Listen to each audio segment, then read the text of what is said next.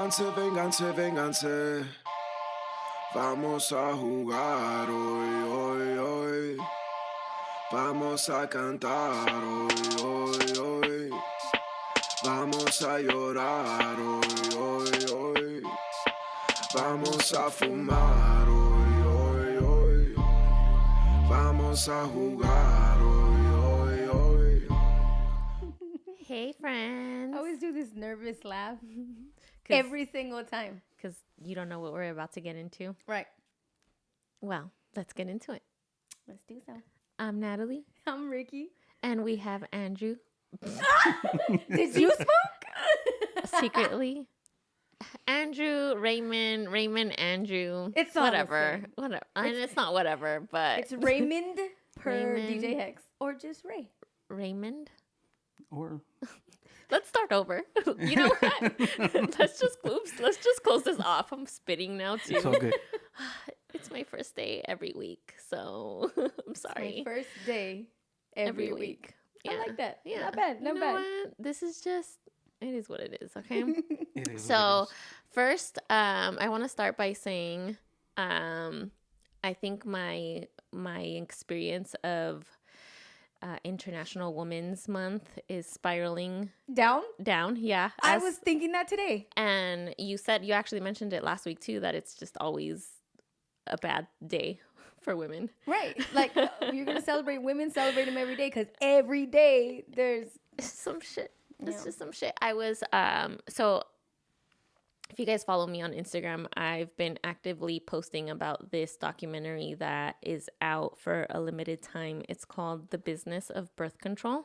I did see you post something about that. Watch it if you can, and if you're listening or watching us live today, February, what month are we in? March 10th. Jesus, It's your first day on earth today. It is. So March 10th, this documentary will be available until the 12th, so Sunday the 12th. But it's available for free if you register. And the business of birth control is just basically talking about how the big pharma doesn't give a shit about women's reproductive health, and they're pushing all of this contraception without it being FDA approved or FDA researched, or they're not surveying enough people to know whether or not it is a good contraceptive to have out in the market. So I am sharing this with everyone that listens, because if you are a woman or if you know somebody that We're takes sorry. pills, I'm sorry. And you should watch this just so that you have a better understanding of what you're actually putting in your body and the the consequences of taking it. Do you think that big pharma is, because I don't think they care about anybody. I don't think Right. that they in particular don't care about women in right. general specifically. Yeah. They don't give a shit about anybody. Right. Yeah, I agree. They I like agree. the green paper. Exactly. And that's kind of what this documentary is letting people know, is like, hey, you know what? You're taking this at your own risk, but you should at least know what you're taking, because they don't care. Nobody cares, right? Right. And so you should care about your own body. So the business of birth control. I was driving in this today just thinking about that. I was like, why do we even have a women's month? Like, what's the point? point? Men don't have a men's month. Why do we have to have a, Women's like, just leave it alone. Because we're oppressed. That's why. But And I to your felt- point too, in Mexico they don't celebrate Women's Month. They actually do the complete opposite. They riot and No, not you're riot. right. They protest You're against right. it because You're of right. how bad it is to be a woman in Mexico. So for that I am grateful that we are here and we have the resources that we have, and we're not as oppressed. I don't know that I don't even know that that's any better, but It's just different seasonings of oppression. Yeah. Different levels of it. yeah, So I get it. exactly. So yeah, that's what I have. I have on a lighter note, I have a 9-month going on toddler at home. I keep telling people he's 6 months. He's about to be 9 months, and he is discovering that he has legs. So all he wants to do now is walk. I don't think he's gonna crawl. I think he's just not. gonna fucking run. Yeah, that's exactly where we're at. We're at that stage now where, oh, I'm standing now, let's run. And Oh, so I love that about him. yeah, it's the cutest thing, but it's definitely exhausting. So my entire week I've been on my knees and shaking my shoulders because I have to hold this 25-pound baby He's across. 25 pounds? I think so, just about. I mean, his last checkup, he was about like 22 or something. So I think at this point he's 25. He's a tank. Yeah, and here I am, falling apart so that this baby can He's walk. 25 pounds? I think so, yeah. He should be. He should be just about. I mean, anywhere between 22 and 25 pounds. I don't know why I think that's damn. Okay. Well, he's heavy. He's above average or weight and height. Does He's that a little worry big you? baby. Does that worry you? No, not at Don't all. I let think it. that's good. Don't No, let I'm it. not worried Honestly, at all. because all that is just like extra noise that they. Yeah. People want to. Oh my God, he's so big. Yeah. Because then they come in with their clipboard and their pen and Check. they're trying to be all extra. Yeah. No. Like, well, this is like, hey, your kid is. I'm like, that's cool. Like, Yeah. My kid's above average. Yeah. Like, they stretch out of all that. My son was a little fat boy. Yeah. And you see him now, he's tall. He's probably Tall as and tall thin. as you. Yeah. And he's only 11, but he's slender. He's Yeah. perfectly fine. Yeah, exactly. Yeah, no, the whole whenever I take them to their again because I don't know what the hell doctor to trust and what they say. I don't know. We don't know. So whenever they tell me anything, I'm like, yeah, just whatever. Just check it off the list. Sure. I did my part. Natalie. It's true because I don't Poor know. doctors. Jeez. I guess so, but it's just I can't trust Part of your rage. doctors. Not entirely. You know what I mean? I don't think you're saying it like in a rude way. I think No. you're saying it more so like Thank you. I'm not gonna let you. I'm all mad. Yeah. I'm not gonna let your expertise validate whether or not I'm a good mom because I think that's kind of like the that's kind of the that's the path that ends up happening, right? Like when someone who isn't involved in your child's life is telling you, oh, he's overweight or he's doing this or he's doing that. Like a lot of it ends up being negative. Yes. Then automatically you take 1,000%. you take that perception of you saying I'm a bad mom right now. Right. I get that. Tell him to stop body shaming My baby. little baby. Right? Yeah, that's how it starts. Then we wonder why we're all fucking sad. It's kind of cute though. It's not cute, and I'm not defending doctors who call babies roly polies, but I get it. But you know when some people are doing it and when some people are being condescending. they're being condescending, and some people are just like that's just how they speak. Yeah. So you like kind of like how you just said it's cute. So you're just like you'll know when it's cute, and you'll know when you're just Back off, doctor. Yeah. Back off. Yeah. talking shit. Yeah. And so kind of like for context, right, or to give an example here, and don't judge. And you see, look, don't judge me. So I went to one of the baby wellness appointments for DeLuca, and I went a little bit later. I don't know. I think I went a month later than I was supposed to. And so the doctor says, well, he's behind on his shots, and well, because you missed this last appointment, he's no longer eligible to get this shot. So and the way that and I'm doing this exaggerating breathing because she goes, well, that's okay. You know, at least he'll have his last dose of X, Y, and Z, but he's not gonna have all of them. And so I'm just like, oh, well, you didn't have to say it like I'm a bad mom. I just missed the appointment. Leave me alone. Isn't that your own judgment? Because how do you really know that that's Her what breathing? that's what she meant? I hope, and that's my hope, right? Is that, well, maybe I'm just being insecure and maybe my and own. we don't know what kind of day this person had or we don't know anything about people. Don't we put don't it on know. me and my baby. No, yeah, you can't do that because when you're in the field and you're working with mothers who have infants, you got to kind of take into consideration like postpartum. Yeah. So you don't. So the same way you're saying, like you don't know what this person's been through. That doctor doesn't know what that mother's going through. You're not wrong. That mother could be. Like, I'm going through it. and I'm not saying that right. Mike like beats the shit out of This is an Natalie or intervention. anything. Yeah. But just in general, like you don't know. Like I would assume that doctors like more of their patients probably need more help than the actual child does. Yeah. Mentally. Oh, for sure. And it's easier for us to defend the doctor because it's one. But it's like now you got to remember this doctor's seen multiple amount of people, and what's the ratio of those people who are actually suffering through things? Because you got to look at our own lives and the shit that we go through. You know what I mean? Like I get what you're saying about the doctor, but the doctor deals with parents and kids. Like you chose that job. I didn't choose. Yeah. Help me provide the service for me. So you're all right. But this kind of, I'm so glad this happened because it kind of leads tying me in. into what I want to discuss or what I kind of experienced. So Yeah. yesterday we took like a little baby seminar on self-care. So it was a bunch of us just watching. These are all doctors from like UCLA Medical Center, all these young professionals, just everything. They were, I don't know, maybe like 30 years old, right?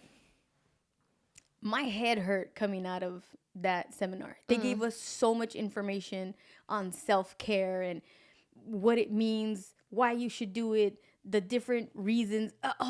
It was too much. Yeah. I was like, I don't want, this is why I don't have like a set in stone self-care routine, because you go on the internet or social media and everyone's in your face telling you need self-care. And then this is how you do it. So it just becomes very overwhelming. You're like, man, I just, Never mind. Never mind. So, Okay.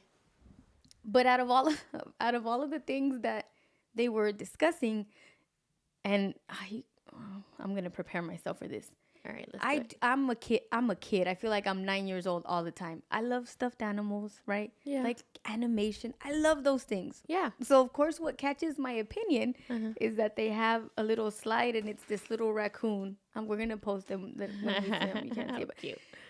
and What's his name? the little raccoon. His name is COGNY. COGNY. COGNY the Never heard of raccoon. Such things. So Such names. the reason his name is COGNY is here it comes. because he is represents common thought distortions. Okay? Common thought distortions. Okay. So these are all the things that make that up. All or nothing thinking, Okay. right? Emotional reasoning, should statements, personalization, mind reading, negative filter, catastrophizing, and forecasting. Okay? Okay. Let me see. I'm a visual learner. I need to see. So for instance, right? Why I said you don't know what kind of day that person had, because maybe 9 times out of 10 they are compassionate and they are all of these things, but you just on one day happen to just catch them off guard, right? Yeah. So this is what I was thinking, right? So you, as you're interacting with this dry, cold doctor that made you feel XYZ, right? Yeah. You're already going into it with an emotional response, an idea that this is, impacting you, right? Should statements. Well, she should have been more compassionate to me. She should have done this or she should have done that. Yeah. Not accepting what actually happened to me, right? Right. And then personalization, completely taking it personal, even though nothing specific was said. Yeah. But you took what her commentary and it was personal. Yeah. Mind reading. You knew Yeah. that she was trying to make you feel bad for being a parent and missing your appointments. You knew because you were in her head. Yeah. And then the negative filter. Now you literally have a negative filter on yourself for taking in her commentary, and you're insecure and all weenie about it. And then you have a negative filter on her because who do you think you are talking to me like that? Right. Bam. And then forecasting. You know now what's going to happen every time. Yeah. So if you come in late again or you come in early, something's going to be said. Right. That's literally... They went through great detail explaining this. I was hooked. Interesting. So they I have... like that. Yes, so they have you're in the chat and everyone is typing whatever commentary, and so everyone was like, "Oh, that's cool. This is so helpful." And then I wrote in all caps, "I am COGNY. He is me," because I realized how much. Like I think about the major arguments, disconnections, and things that didn't go the way that I wanted them to go. Yeah, is literally because of my common thought distortion. I make up this whole thing in my head. All of these things, right? It's like you either love me or you don't. Right. I could be real black and white about things, like just cut and dry, because I'm already making a decision for both parties. Yeah, right. You should love me. Right. Damn it. Okay. Emotional. I'm always emotional about things, and I'm always like, woe is me. All of this. Well, this should everyone. So you when checked off the boxes, every single one. So when I said I am COGNY, everybody, it kind of turned because everyone was saying like, "Oh, this is so helpful." But when I said that, everyone came back and was like, "Me too. Yeah, I'm COGNY too." And everybody started talking about how much they're like that. How dumb of it, right? That me in my head, I literally thought that out of all the 60-something people that were in that thing, I was the only one Yeah. that felt that they were COGNY. I'm the only one who does this. Yeah. No. But in my head, I'm like, oh my God, people are like this? Yeah. People think like this? I'm not the only one? Right. Because you start to think you're crazy. There's something wrong with you. Yeah. So I felt so fulfilled and, that, I don't know, I was happy to see that everybody does it. And I had 2 other friends of mine that were in that workshop. Yeah. Same thing. They're like, man, that's me all the time. I'm like, yeah. Shut Well, the we just front did it right door. now. And I didn't realize that was happening. Right. Until I'm you're like, wait. And I was looking at the list like, okay, she just did this, this. Yeah. Because it is really easy to, like, we're so hard on ourselves. Mm-hmm. We've made all of these distinctions about things without, like, nobody told us to do that. Like, just relax. Right. And take things as they are in the moment. Like, don't do all of this. Where does it come from? I don't know, and that's a really good question. Yeah. I don't know, and that's a really, really good question. Because why? I mean, I think, okay, so I had a wonderful, wonderful therapist like maybe 3 years ago. And she told me that I was a negative thinker. Yeah. Which I was like, what? You don't know me. I'm a very positive person. I took it very personal. That was a very negative reaction. Yes. But what she described was this. Yeah. But she didn't tell it. She didn't tell me that it was, common thought distortions. But so when I saw this, I'm like, damn, my therapist had already told me that I was like that. Yeah. And so I was in denial because you don't know. Everybody always says I'm a positive person. Everybody always says, oh my God, you're always so happy and da-da-da-da. And I believe that to a degree, right? Yeah. But I was like, no, I'm always trying to think the best of things. But that's what I'm projecting to people, right? Or that's what I'm trying to encourage in other people. But that's not what I'm telling myself in my head.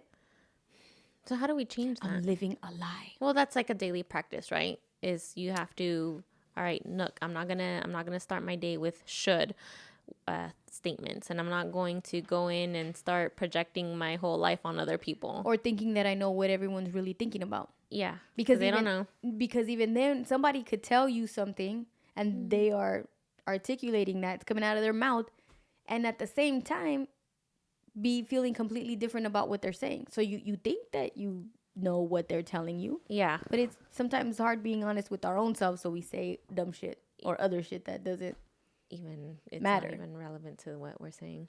Right. Interesting. Right? Yeah. Right. And they went over different examples of how you could deal with it. Oh, okay. How to break yourself out of those things. Yeah. So what is it? Because now I want to be able to come next week a new person. Imagine. It's just, no, not a new person, but a new perspective. No, just not with because there have been differences with you, like after you had your baby. Like you could retain things better before, which I know because I mean I can't retain things now, and I have 3 children, right? Yeah. So it's just different. Yeah. It's interesting what motherhood does. Yeah, it completely fucks you up in the best way possible. It does. And not always best, but that's just what it is. It is. It is. And I think for me, with what you just said, I'm like, oh my God, what is this new life? Who is this? Who, you? Mm-hmm. Like, who is me? And that's funny that you talk about retaining information. I can't retain shit, and I've accepted it. I'm like, I don't give a fuck. I'm here like, all right, fuck it. I don't remember anything anymore. I don't know what the hell I'm gonna say next. I forgot what I wanted to say 5 minutes ago, and that's just it. That's just it. Because you know what? I think 4 months ago I was really beating myself up about that. Like, man, I cannot retain information. I cannot hold conversations. I have a solution for you. No, I don't want solutions. I have a solution. No, I don't want it. I'm accepting it. It's just this is where I'm at. You know what I mean? I don't have the capacity, and I don't want to have it. You know what I mean? Does that make sense? This went dark really quick. No, that's just where I'm at. It's the way she's saying it seems momentarily. Mm-hmm. Like, she's not saying that that's gonna be the rest of her life. She's saying Like, Yeah. right, because she just said it. Like, that's where I'm at right now. Yeah. This is where I'm at. 5 years from now, maybe 10 years from now, she's gonna be able to It's gonna be different. retain. That's a long time. No, well, meaning and going back to, like, I don't want to have it all figured out right now. It's fine. Who's telling know you what I you mean? have to have it figured out right now? I was pressuring myself, like I was telling you a few months ago, that I wanted to just be normal, and that's just not it. You know, whatever normal is, and Well, so what's normal in your head? being who I was before, being able to do multiple things, retain information, read a book for long periods of time and know exactly what the book was saying or whatever. Now you know what? I'm breathing. I fed my child. I ate myself. That's fine. Nobody That's died. Yeah. Nobody died. Nobody died. Everyone's good. And that's cool. And I think I'm just being a little gentle with myself with how I am just going about life. Yeah. I get that. You know what I mean? You're just living. You're just. I'm just letting it- living. That's my purpose right now. I'm just living. That's kind of cool though. living. Like, everybody goes through that at certain points. Like, that's what she has now. That's the idea she has now. We don't know what's gonna happen in a couple weeks, and a couple Right. months or years. Right. She might be back on herself and be like, In a "Man, different why, way." Yeah, why can't I fucking get? The thing is, I think when you you had just asked her what's normal to you. That, like, the biggest part of that is asking to you, because what ends up happening is when you looked at yourself in the past, perhaps maybe you were looking at yourself in the eyes of what society would actually look at us as. Yeah. Like, why can't you get it together? Why can't you have a normal conversation with people? Right. Like, if you're a mom, you should know how to multitask. It's like, I do know how to multitask, Right. but I know how to multitask for my child. Yeah. Because that's your priority. At Right. the moment, everything else isn't the priority. Exactly. Exactly. The priorities are shifting, and so finding what's coming back. Like, I'm putting things back into place slowly without pressure. Good. You know what I mean? Does that make sense? Yeah. Well, I haven't accepted my memory loss or retention thing. I can't. I'm like, what's wrong with But me? do you think you have a retention or memory Yes, loss I do. problem? And it's just with one thing in particular. Well, maybe What is a that? couple, but the one I cannot understand. Okay, so this whole equipment and DJ thing, right? Oh, okay. I should already know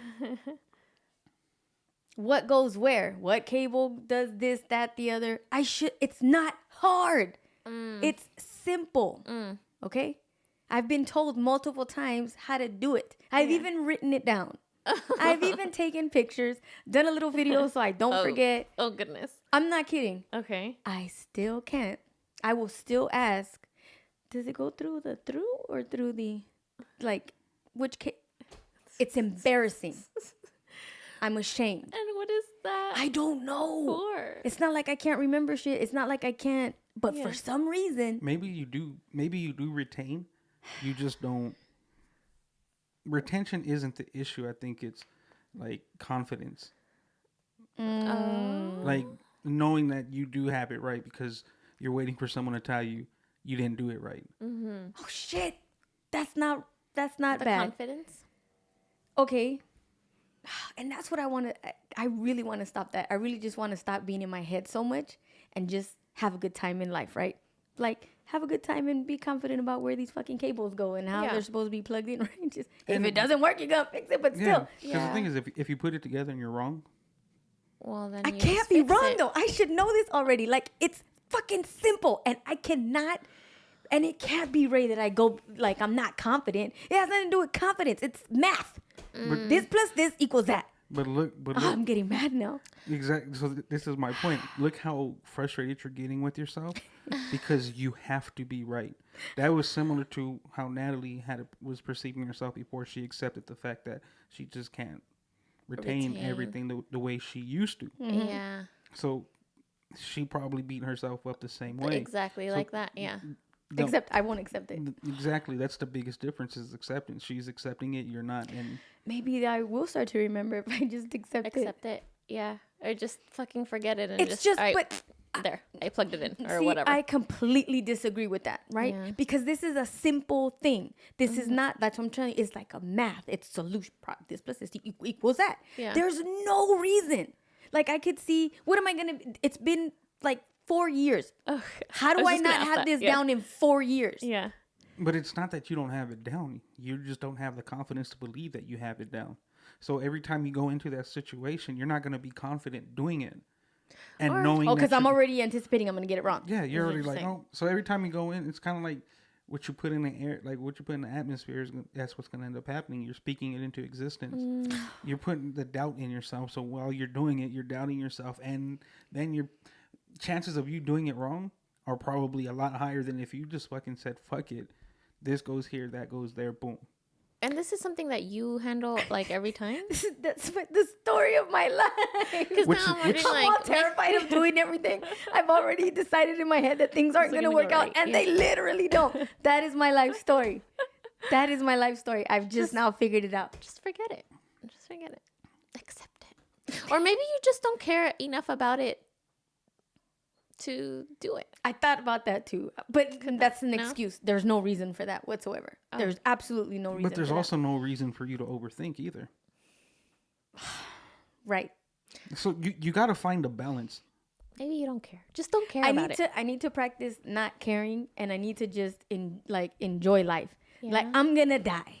No one gives a shit. No one and I don't mean like no one gives a shit, right? But no, it doesn't. That what if I you what I die? do or no that That was dark. it was that what I do or don't do in my day to day in whatever I do, it doesn't matter, right? Like, just have a good time. Like last night I was with Hex and. I didn't take my laptop because I was just gonna chill for a little bit. But he leaves he's like, all right, go play. Okay. And I'm like, oh. And I love that he does that because it challenges me. And the first maybe like 15 minutes, there was like 7 people in there. Not a lot of Nice. people. Yeah. And I'm panicking because my jacket got stuck on the fader. And I had no clue that it was my jacket that was doing it. So I was like, shit. So I was trying Oh, to. no. And I was like, just a mess. And then Hector comes over. He goes, what are you doing? He's like, relax. Just That's- have a good Shoulders time. down. You know what though? That says a lot coming from a person like Hector, because when it's performance time, Hector He's is that. above all anxiety levels. So for him, That's true. To for say, him- hey, chill out. For him to look at you and see how Yes. Yes. Yeah.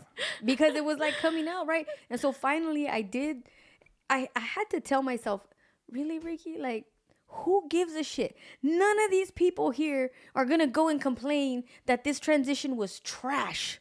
Yeah. Right? No one, like, you're not that important. Stop thinking that anyone cares and just enjoy yourself. Yeah. And that's what I mean by not, being in my head so much. And after that, I did. Like, I had a good time. It was a good set. And Hex came over. He goes, because it's his shit too. I had to familiarize myself with all of his greats. But he goes, good song choice. So he gave me, Props. yeah, So it worked out. it did. It always works out. But I got to practice that more. Like, putting myself in uncomfortable situations. Well, maybe I don't know. I disagree. I think that you put yourself in a lot of uncomfortable situations. Wow, Natalie. But I mean that in a good way. yeah, like you I mean that in a good you way. make the simplest situation difficult. Oh, yeah. So you don't Because need, I'm COGNY. you don't need to put yourself in difficult situations. You need to stop making situations difficult. I think maybe just walking into it, I've started doing this recently where I walk into uncomfortable situations and just say, everything is going to be okay. We're going to have a good time. It's going to be a good experience. And So denial and then not living in reality. well, no, just preparing or setting myself up for, for good things. I don't want to have a bad set or, I don't want to be in there like a nervous wreck. I want to go in and I'm going to have a good time, and a good time. I'm expecting a good time, and a good time will happen. But didn't you tell me not to be the person with expectations? Right, but that's not what I'm saying. I'm That's saying you say it. Do you say it more so for people not to have expectations of others, or not to have as high expectations for yourself? but okay, wait, I'm going to ask another question. But how much Question with the question. Yeah. How much expectation should you have on yourself? Because If you're not going to have it on people, why should you have them on yourself? right. And when you put it on yourself and you don't meet those expectations, now you're procrastinating and becoming overwhelmed by all of the expectations you're not meeting for yourself, right? Well, that depends on The expectation? Well, no, that depends on the person.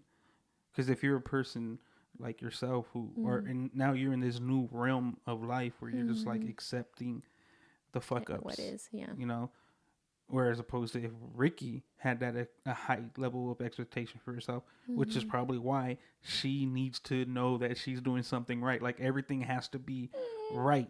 So it's all perception and who's going about it. Like you could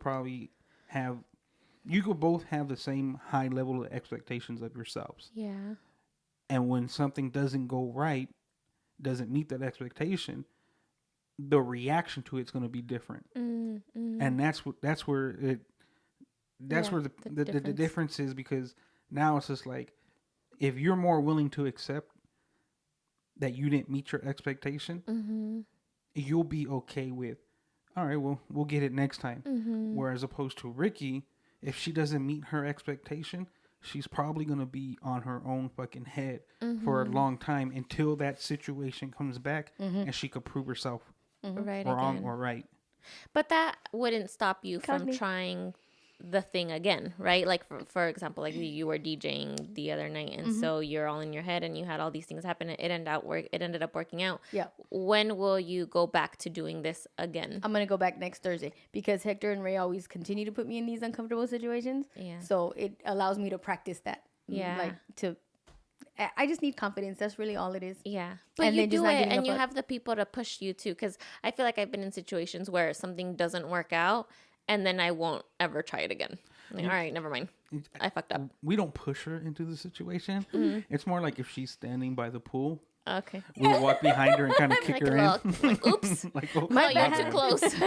My shoulder. That's exactly what it is. But also, and so if it's tied back to confidence, I remember who I was telling the other day, but it's kind of heartbreaking. No, I don't want to say it's heartbreaking. That's how time works. As an adult now, I have males in my life that are supportive, like engaged in my life, active in my life, honest. And I have good, solid relationships with men who in turn invest in me, encourage me, build on me. Good. Yeah. I've never had that before. Yeah. And that consistency. And that's been a huge difference because it was the complete opposite Before. up to this point where it was always something negative coming back or judgment or discouraging of something from the men I had in my life. And I'm saying men just like in general, like not Yeah. specific to a relationship, but Right. my The male, figures in your my life. Interesting. Yes. So all for the better.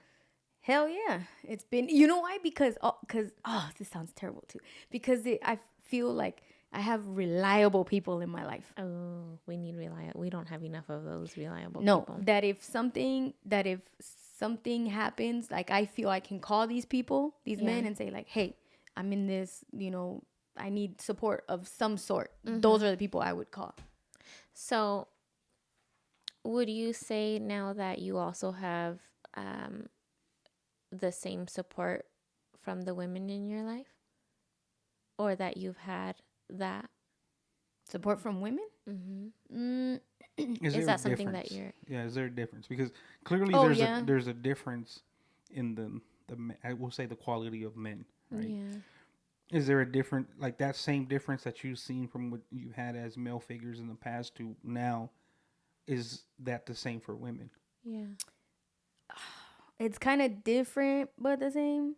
But most of my life, so like having reliable men, but male mentors. I've had male mentors, which is different than a reliable male, right? Yeah. So most of the time I had male mentors. And one day I was like, damn, I don't have any female mentors or relationships with females like that. It's just all men. And it made me kind of think more about what I needed from women, right? The kind of support that I would like. Because most of the times the experiences were not positive with women. Women are very ruthless with one another. Do you think that goes back to what we said a few podcasts ago, that it's more so because you think like a man?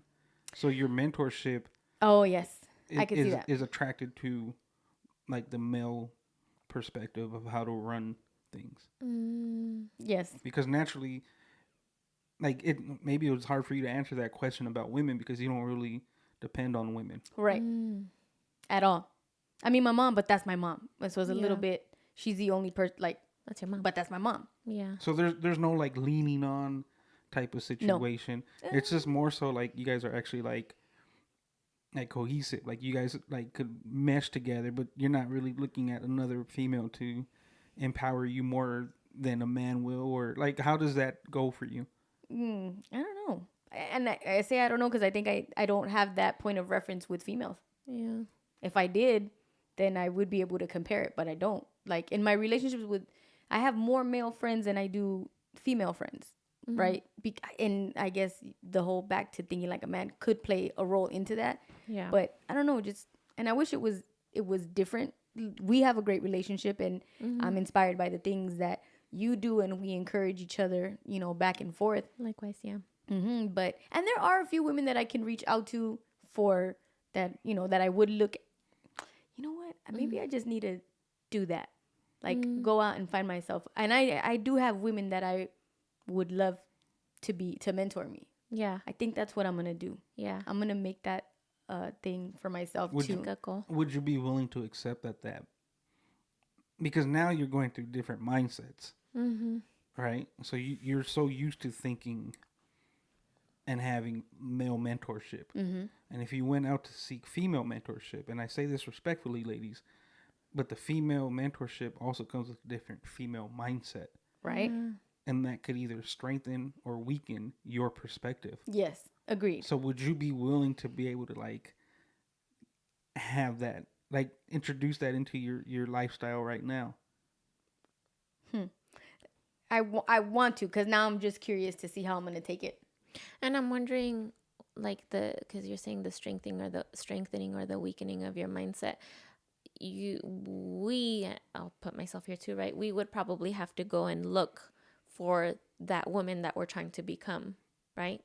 Ooh. Do you have one? A female mentor? No, I just look to Ricky. But see, that makes sense though, because that's how she carries herself, Yeah. right? Yeah. She doesn't. You look at her that way because she doesn't really depend on anybody. Right. She does it on her own. So. Right. Well, and she's also. And it's probably easier for you to look at her as a mentor than it is to look at a man as a mentor. Oh, I think Natalie would have a harder time with that, for sure. Like With the way her- I would have a hard time with women potentially. I would have a You hard may time have a with hard them. time. Because do you have No. any? Did you ever have any male mentors? I did during boxing. I had my boxing coach was a Okay, male mentor. stop. And I'm glad that you said boxing, because that's what I kept wanting to insert in the commentary about the memory was What memory? about how you forget things Oh, or don't retain things and all that. Oh my God. Wait, did you do that on purpose? No, I was legit like serious. That was Damn, that was good. Natalie was my coach, my boxing coach. I remember having this conversation. When we were doing that, my memory was so sharp. Yeah. Because I had to memorize patterns and all the numbering thing and all that, all those moves. Yeah. I loved it. Yeah. And that's why I kind of mentioned it to you the other day. I was like, we should get back to doing that. Not even because, like, yeah, the physical benefits of it, cool. But that helped me with my memory so much. And Natalie had no mercy on me when we would do our workouts.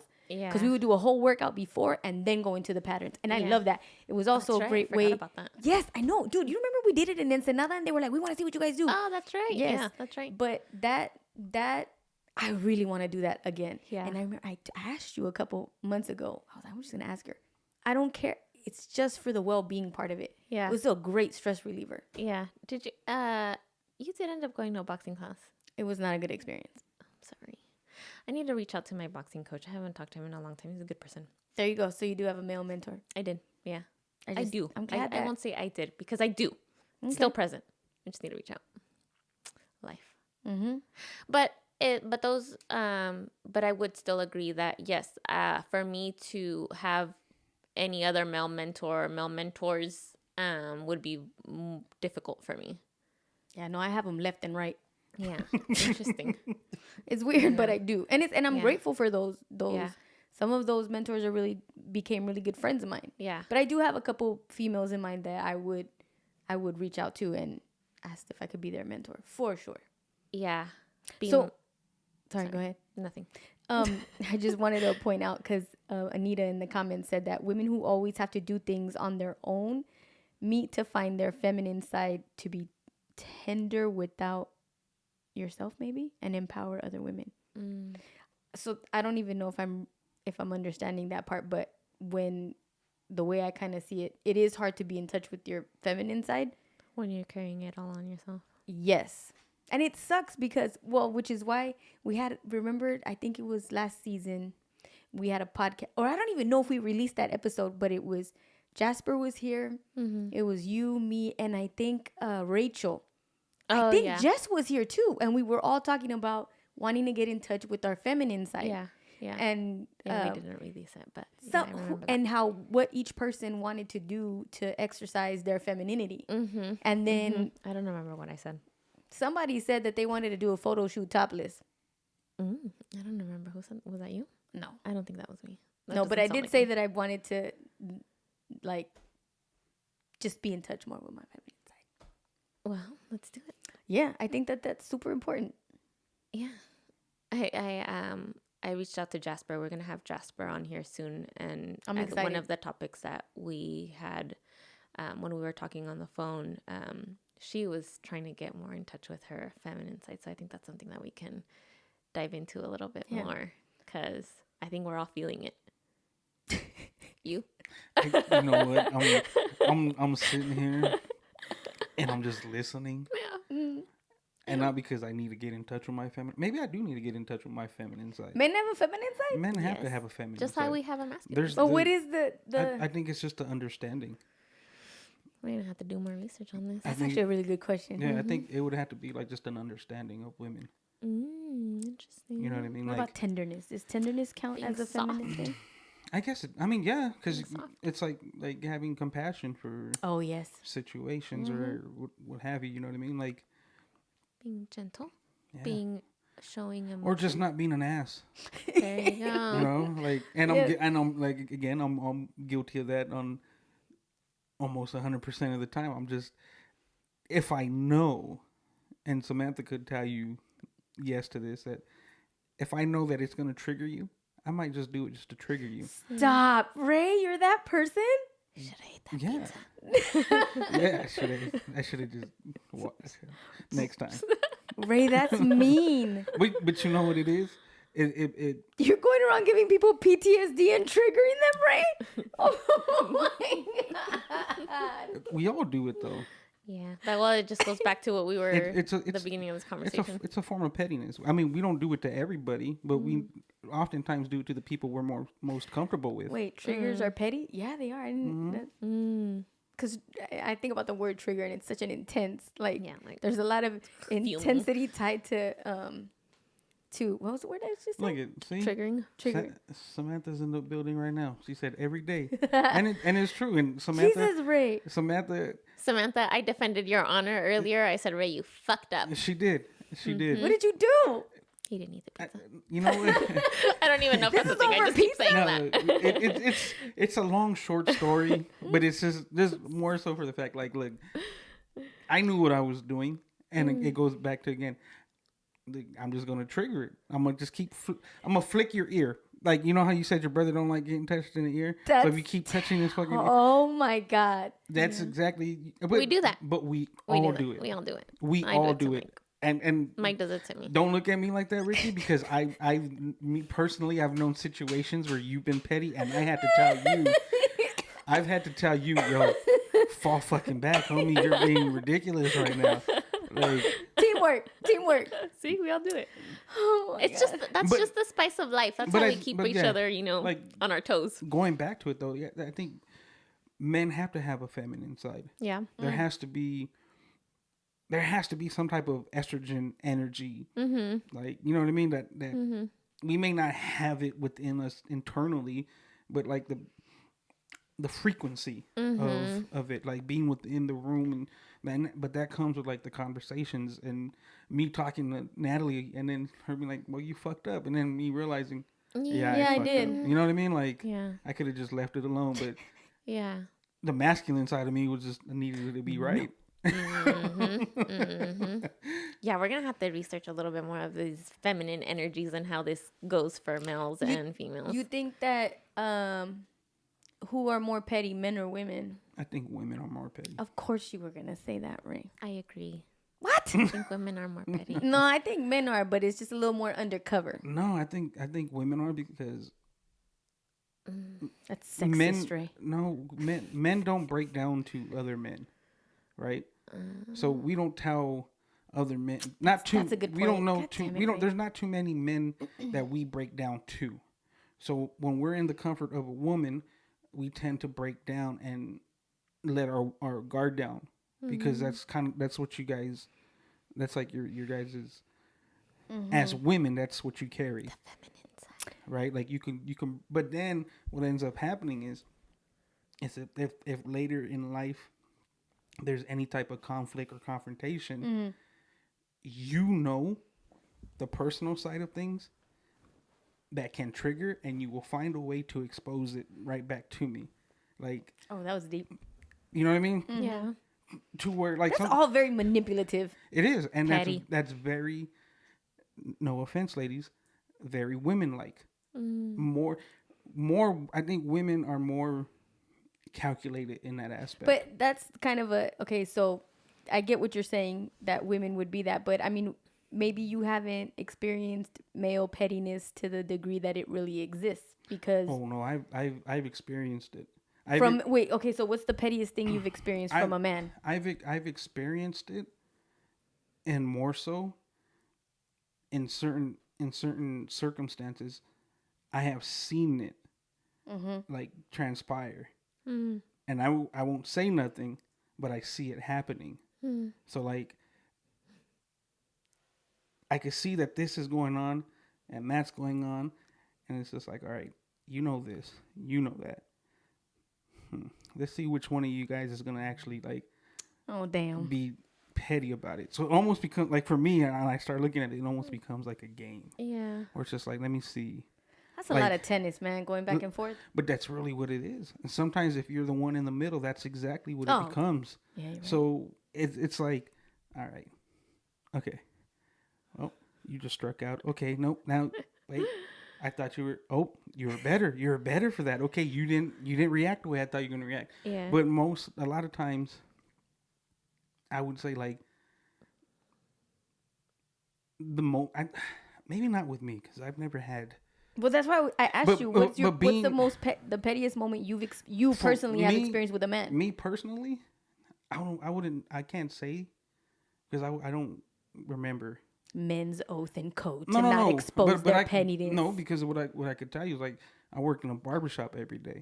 So I know certain situations. Like I got clients that are sleeping with some of my other clients' girlfriends. Oh hell no! You get what I'm saying? So it's just like I like. So God, that's so disgusting. But then like the backstory to it is you start listening because I end up hearing. That's why when I say like when I'm in the middle, like when I'm behind that chair, I'm really in the middle of a situation. Yeah. Like sometimes, like I remember one time. You could write a book, Ray. I remember one time this dude was getting his hair cut, and he had someone that he knew but didn't know personally. Okay, and so indirectly.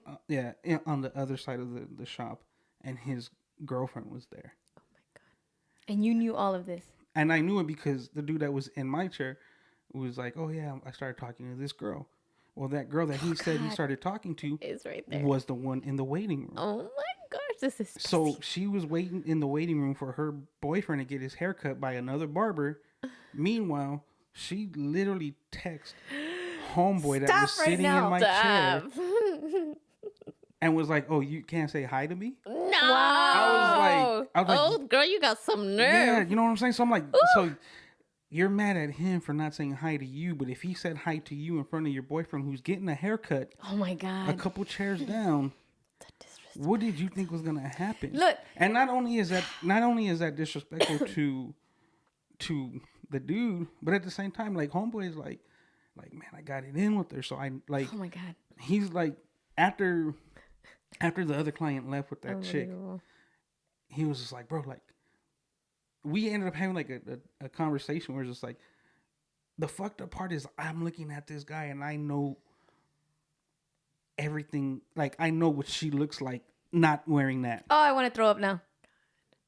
You know what I'm saying? Like, so This is what makes me say men are trash. But you know what? Women are But trash women too. are trash Fucking, too, yeah. but see, and that's the thing. It's like people are trash. But maybe in that situation, homeboy that was sitting in my chair could have said something to homeboy over Right. there, Yeah. but Yeah. he didn't. Yeah. Oh. It ended up being homegirl texting my client Yeah. who isn't her boyfriend. Yeah. So she She's ended up the- doing something dumb about it. She's the See, and trigger. I had a friend of mine who her and her man were together for 10 years, and they were at a party together, like at a dinner table, and somebody dropped their phone. Ooh.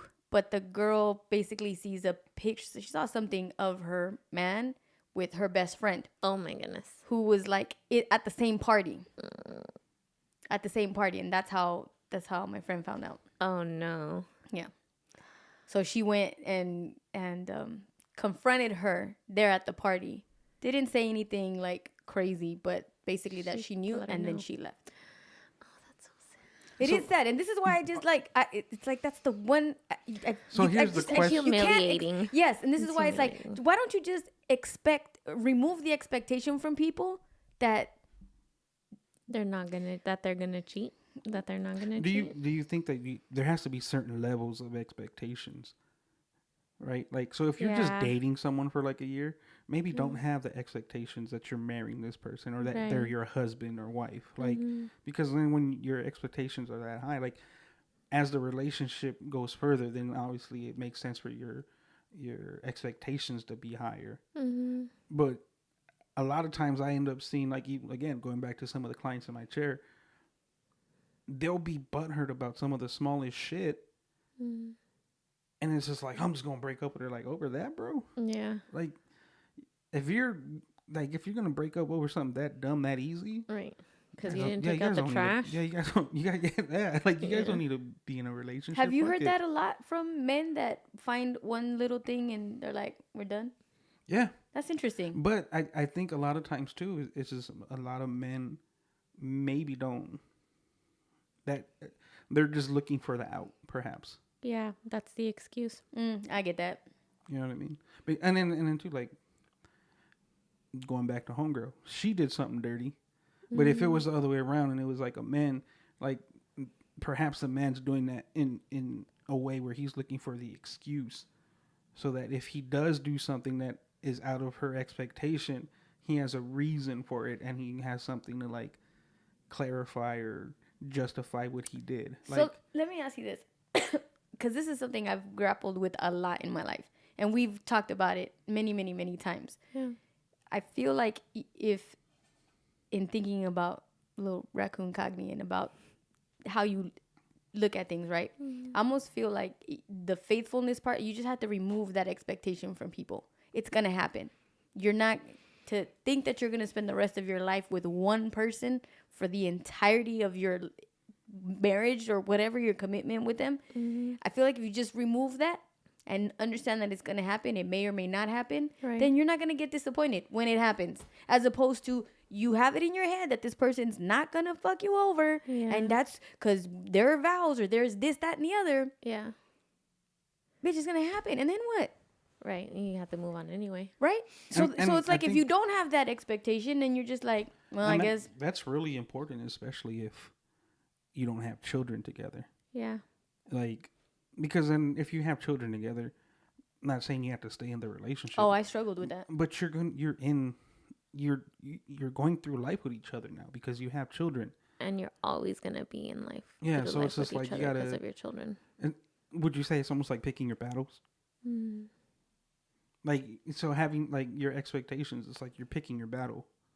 Like, Right. I don't want to have such a high expectation because everything that they do wrong is going to be an issue. Yeah, I think. So if you lower your expectations, maybe now you... So then what do you expect from a partner? What are the general We asked that when your cousin was on. Did we? Yeah. what I'm saying is like, are there general Look, like don't beat rules? me. That's sad. Women's month. See, and that's the extremity that you. But Please that's what it don't is, beat like, me. don't beat me. Physically. That's sad. Be respectful. Oh, mentally You know? too. Oh, Yeah. Physically, mentally, Yeah. emotionally. Yeah. Because like if you're going through like an emotional thing, like some men like to play their women like fucking tennis. Yeah. You know, what I mean, it's just like hitting them back and forth, Yeah. and you know. In different, however, manipulative, physical, mental, spiritual, whatever. But women do it too. yeah. Again, Yeah. we People. we Yeah, we have to look say back people. at homegirl. Mm-hmm. You know, she was mad that She's over the here. one wasn't hers. Didn't say hi to her. Yeah. Like, hold up. I hate all of that. Crazy. I hate all of that. You know what? That's just, which goes back to the video that I was showing you earlier about hedonism, right? mm-hmm. I remember a long time ago when we did that. We played the interview with James Baldwin and Nikki Giovanni, where she tells her, lie to me, right? And I was really You must. I was really all about that. Yeah. Because that, her thought process of lie to me, I don't want to know what's really going on. Just when you're here, smile and have Give everything. me your best. Give me your best, right? Yeah. So that's her perspective. And then like the quote, ojos que no ven, corazón que no siente, eyes that don't see, heart that doesn't hurt. Yeah. And I really was kind of sold on that. Like, Okay. yeah, you know, Yeah. what you don't know isn't going to hurt you, right? And go ahead and live your life like that. Which again, I think was another way of me just trying to shield myself from wanting to know what reality was. Okay. So in that video of the hedonism, like feeling as much pleasure as you possibly can, I think that the example where this lady and her husband, and the husband's with the sister, and she would rather not know, so she would live a happier life, but it's not a realistic life. Yeah. And how they incorporate, all right, things in life are going to be painful. Sometimes you have to go through those things, and it might hurt for a little bit, but you're going to be given the opportunity to have a genuine relationship with someone that isn't going to screw you over like that, and Yeah. know that that's possible. Yeah. Is how they were explaining the pain part. Yeah. But that's where now I've changed. Like I don't want to Not know. not know, eyes that don't see. No, I don't want to do that. I did that for a really, really long time, I think, to protect myself. Now it's like, just tell me the truth. Yeah. Just be honest with me. I don't care if it's going to hurt me. I don't care if I'm not going to like it. Yeah. But I'd much rather know what's going on. Right. Like, you deserve that. Do you think Yeah. in doing that in the past that you were, maybe not protecting yourself, but devaluing yourself? Oh, hell yeah. Hell yeah. Like saying that this was okay. Like this was fine. And I didn't, because cheating has always been a big part of my history. All of it. And I think that I was already going into things expecting for that to happen. I had a good friend of mine. She's a doctor. She was like, dude, you've been setting yourself up for like complete failure every single time you go into something, and you're just waiting. Yeah. You're basically waiting for it to happen. And you just already told Well, yeah, yourself that narrative. You Ojos, spoke it into corazón. existence. I Yeah. 100% did. But that doesn't put the entire blame on you, because that doesn't mean that whatever that person did to you makes it right. True. Because You're right. Because I think kind of like if you know that that's something that a person goes through, like after you spend so much time with the person, you start to know these things. Yes. You start to realize, like, man, if I fuck up, she will blame herself before she blames me. Dude, that So that's a beautiful thing. there's men that will actually like use that against you. What do you mean? Like if they know that you will blame yourself before you blame Got them. it. They be like, well, fuck it. They're Like, gonna work that. But yeah, they'll work it. So if the men in your past were cheating on you, they were cheating on you in expectation of understanding that you're gonna blame yourself That's for them even cheating and saying, worse. hey, why did he cheat on me? What didn't I do that made him want to go cheat on me? If it was a sexual thing, like what didn't I do in bed that made him want to go do that with her? Or if Right. it was just like, you know what I mean? Like Right. depending what it It was is, emotional. you're going to end up questioning yourself before you question him. And if he knows that, he understands that, He's going to ride he's that going wave. to, he's going to use it against you. I mean, it's nice to know Petty. that there are men who won't do that. That's nice. It's a form of pettiness. Yes.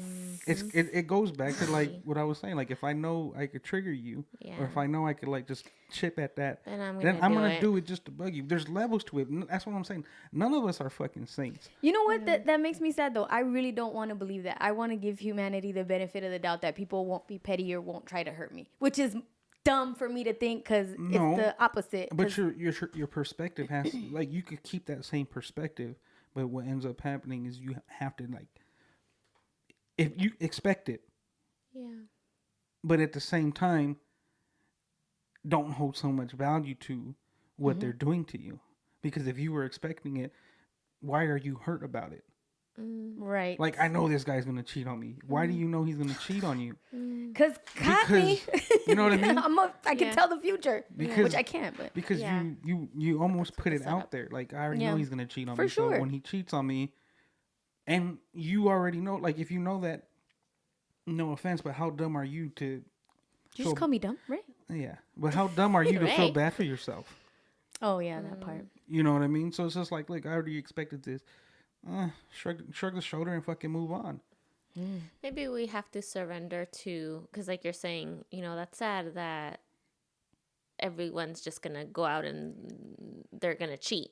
But maybe we have to surrender to that and be okay with, you know what, I deserve a good man, loyalty, respect, this, that, the other, and I'm gonna get it from said person, and not having not carrying that, oh my God, he's gonna cheat on me any minute now.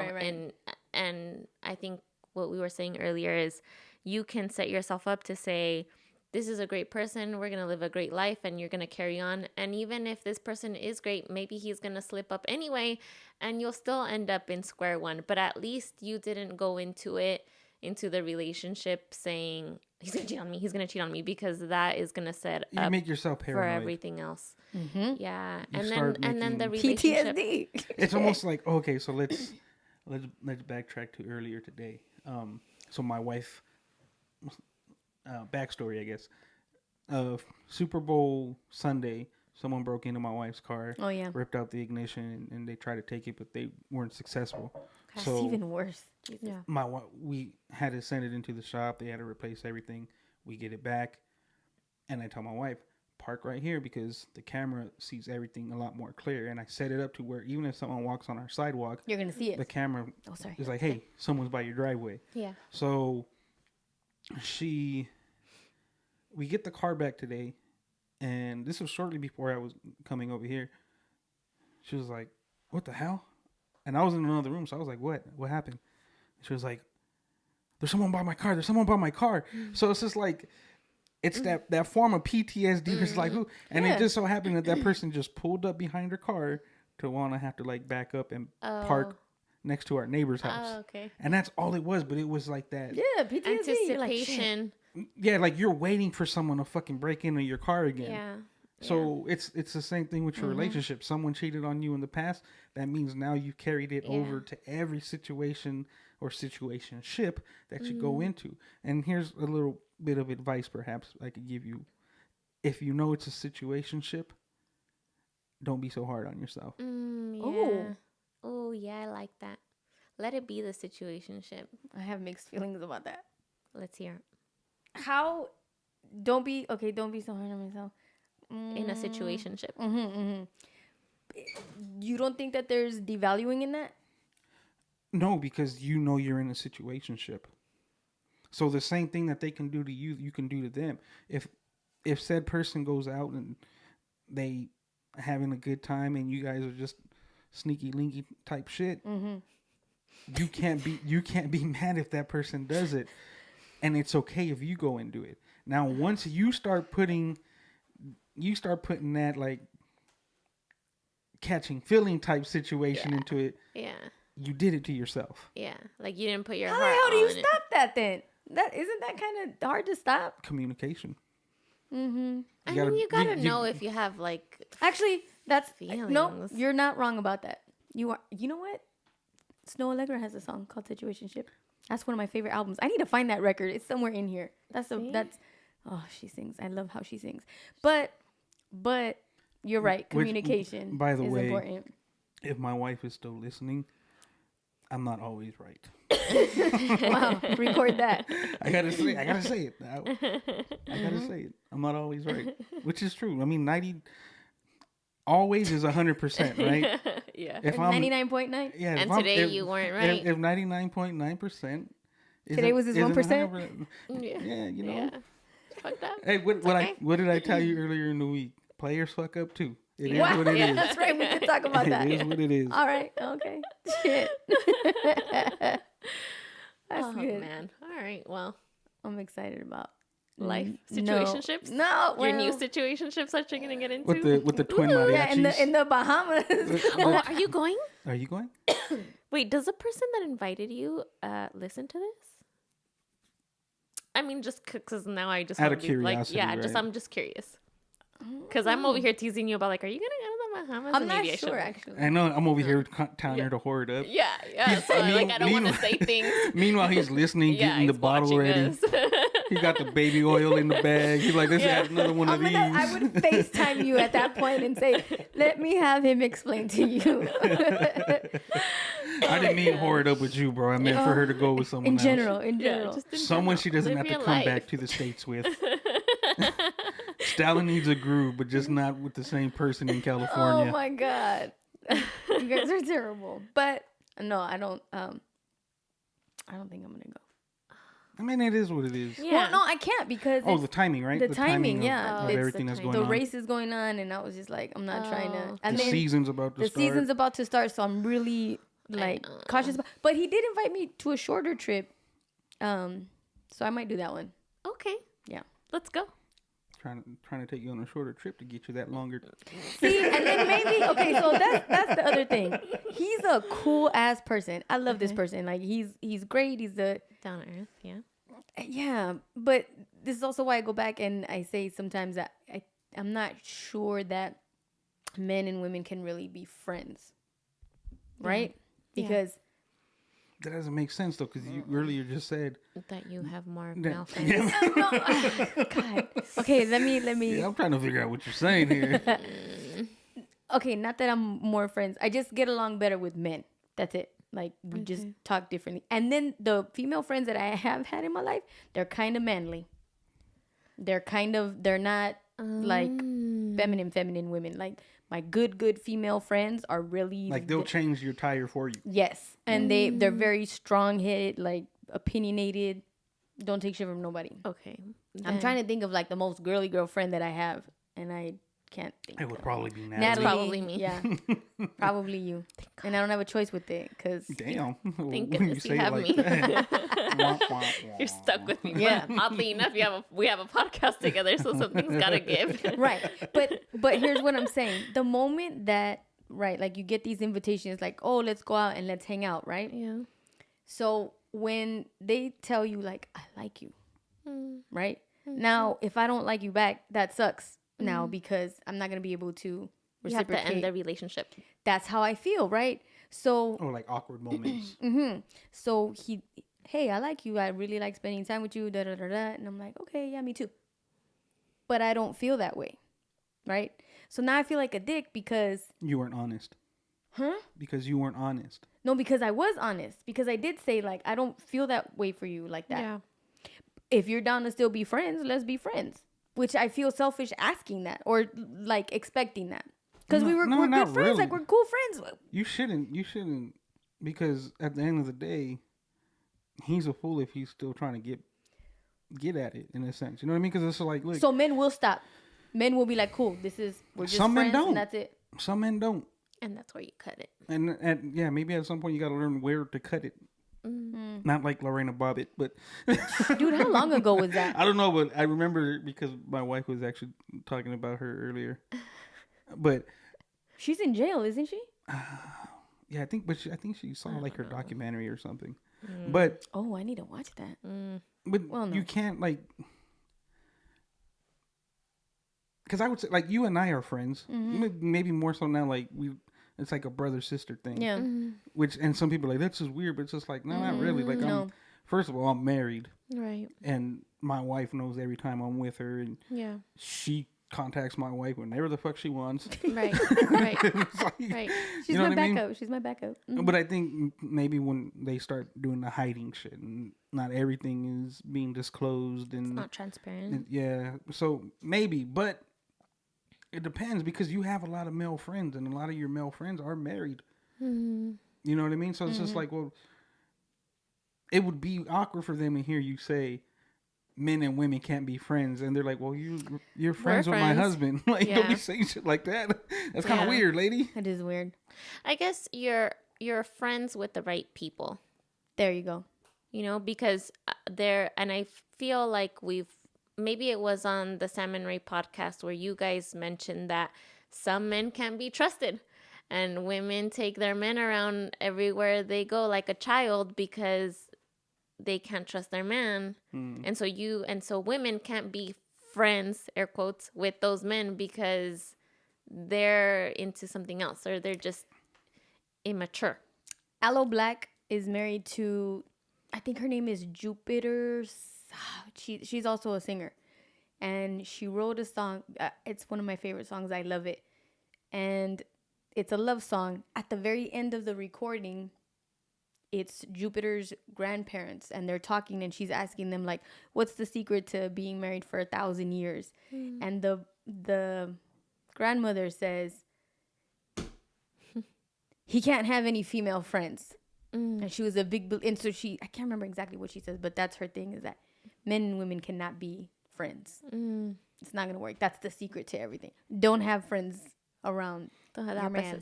Would you say that depends on who it is, though? In a sense, like of the friends? Well, of the friends and of the generation. Because you know your man, you know how you got him, or how he got you.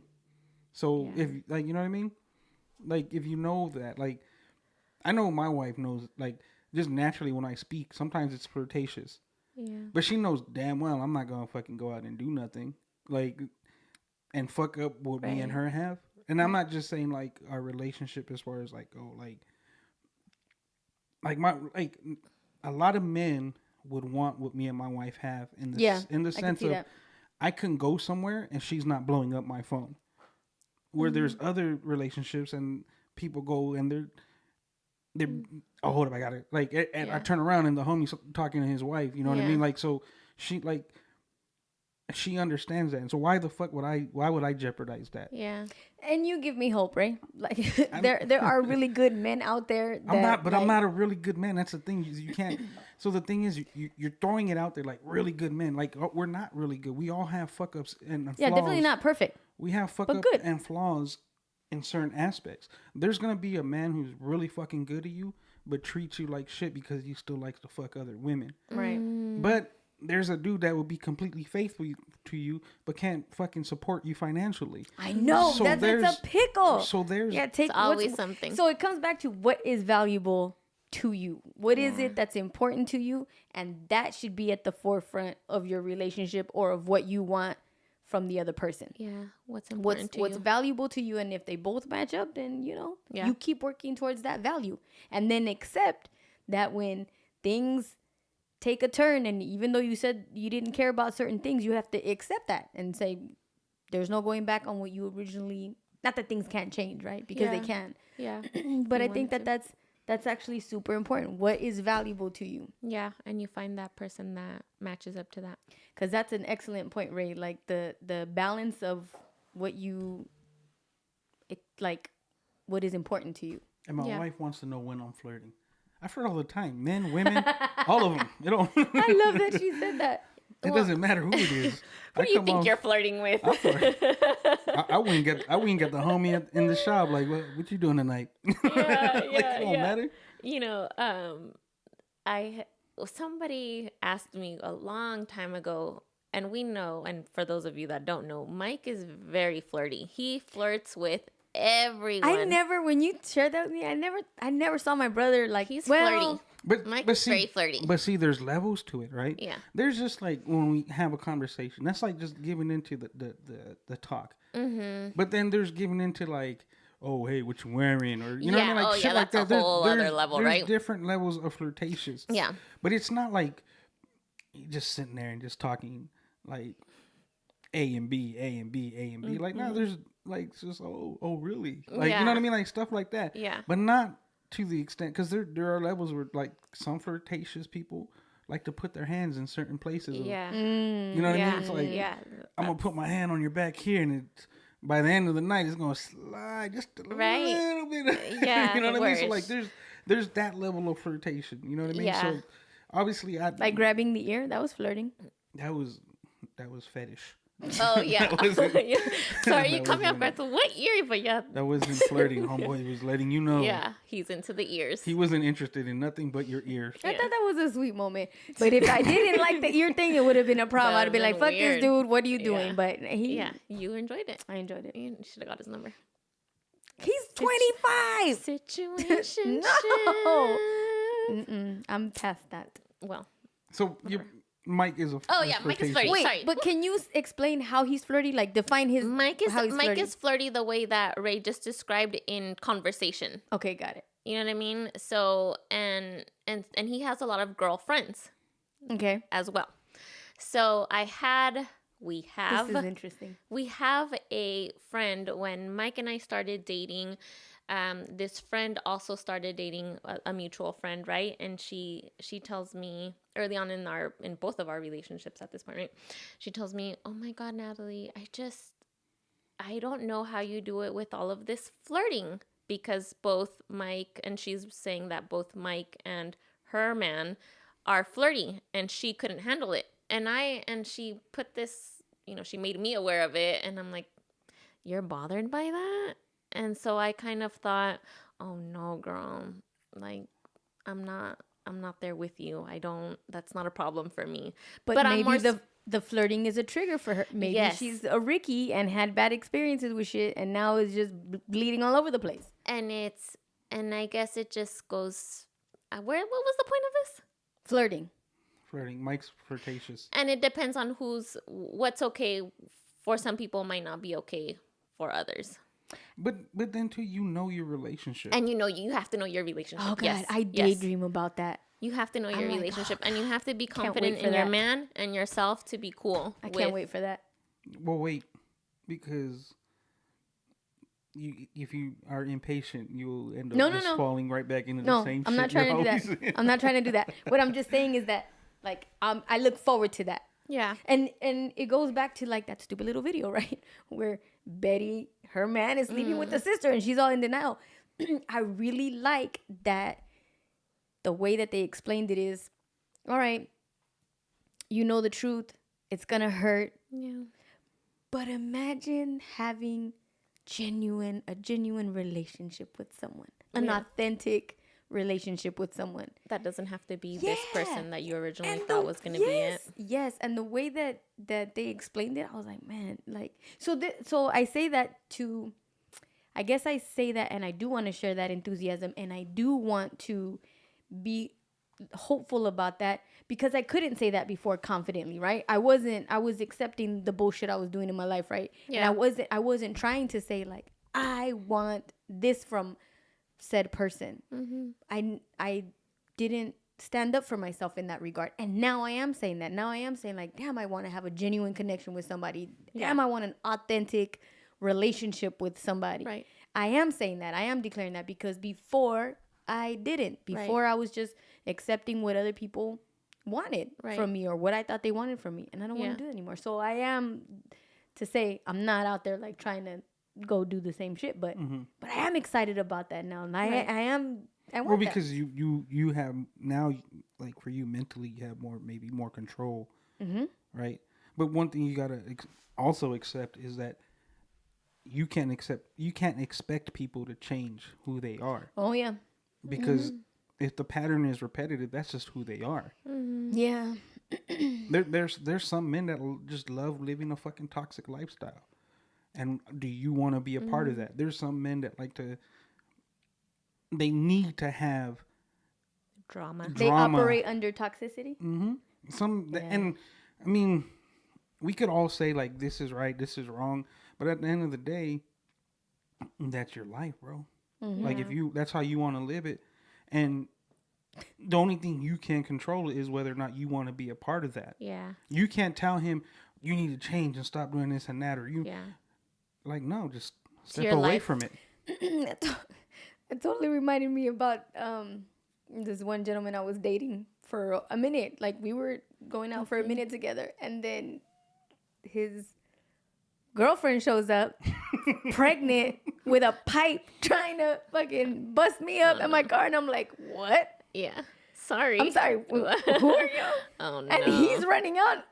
Damn, And I'm like, he left you? Awkward. no, he was running towards us to stop her from fucking. Man. I thought you meant he was Hitting running you like, with that pipe. he was like, peace, I'm out. Yeah. No. And I remember just, we couldn't even say anything because she's coming at me, and I'm like, I'm not even thinking about the harm she could actually do to me or to my car. Right. I think you told me about this. Yeah, I was just thinking about, oh my God, you're about to bust. You're like 9 months pregnant. I kept trying to calm her down. I'm like, you like, were more concerned about the baby. the baby. Yeah. So I'm trying to calm her down. And that's when I just see him running out, and he grabs the pipe from behind. And I'm like, who fucking has... It did not seem real to me. All right. Because it's like, who has pipes just laying around in the house? Like metal-ass pipe. And decide that I'm going to take this and I'm going to work with it. Maybe she didn't have it at home. I don't know. But in that moment, I couldn't even respond or react the way that I wanted. Yeah. Because I was just thinking about the baby, and I was actually trying to work with him to try to calm the whole situation down. Right. So that, and he did. We separated, took her to a corner. I got in my car, and I was like, Bye. "Peace out, dude," and that was it. But it wasn't until that point that I had no clue, at all. I would have never told you, could have seen anything coming like that at all. Man. And he tried calling afterwards and just been like, it's because I don't know if it's really gonna work out with her. That's why. And I was just like, don't don't do this. So you were the backup plan. Yeah, I don't know if it's gonna work out. Maybe you were both the backup plan, and he just fucked up and got one pregnant. Options. I don't want to say fucked up. Oh no, I can't. That poor kid, but you know what I mean. Like Yeah. You have to take his player card away. Yeah.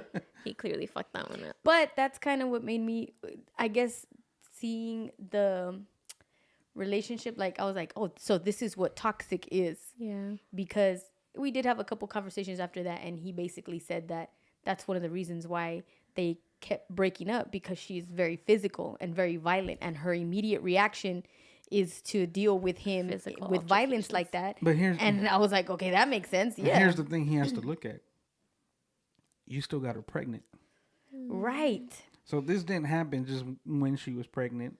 Right. Or after she had a baby. She's been doing this so why would you get her pregnant, bro? That's what I'm saying. Like, if you know this is how this person is and you choose to still do it, that's the lifestyle you want to live. You can't complain about it. Like that saying, te gusta la mala vida. You like the bad life. But also too, though, I think when you're in those types of relationships or that kind of toxic activity, I don't think you know not that you're in it. Yeah. Like, it's hard to accept that you're fucking up. Yeah. Who's fucking up? The person that's in the relationship. Him or her? Well, both. Yeah. Because you don't have to be in that relationship. Both of them don't have that awareness. Because the thing is, once you know that a person is a certain way and you still decide to go further into life, and I say that because obviously they have a child together now. Right. So now that person is with you throughout life. It's not like they were just together. He cheated on her with you, and now it's it. Like, no, like now now we have to fucking have this conversation every time.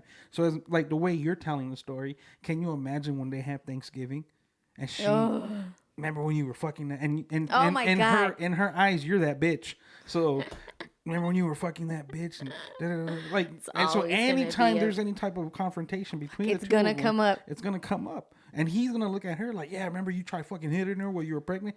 But the thing is, he had the choice before he got her pregnant to step out of that relationship, and he didn't. He stayed in it and made it worse by trying to fuck around with you and try to juggle her at the same time, until the point that she found out the only sensible person in the situation was you, by stepping out and saying, I'm out. Oh, and right. that was it. For sure. Because there's some women that don't do that. There's some women that, well, he's going to leave. He's going to end up leaving homegirl.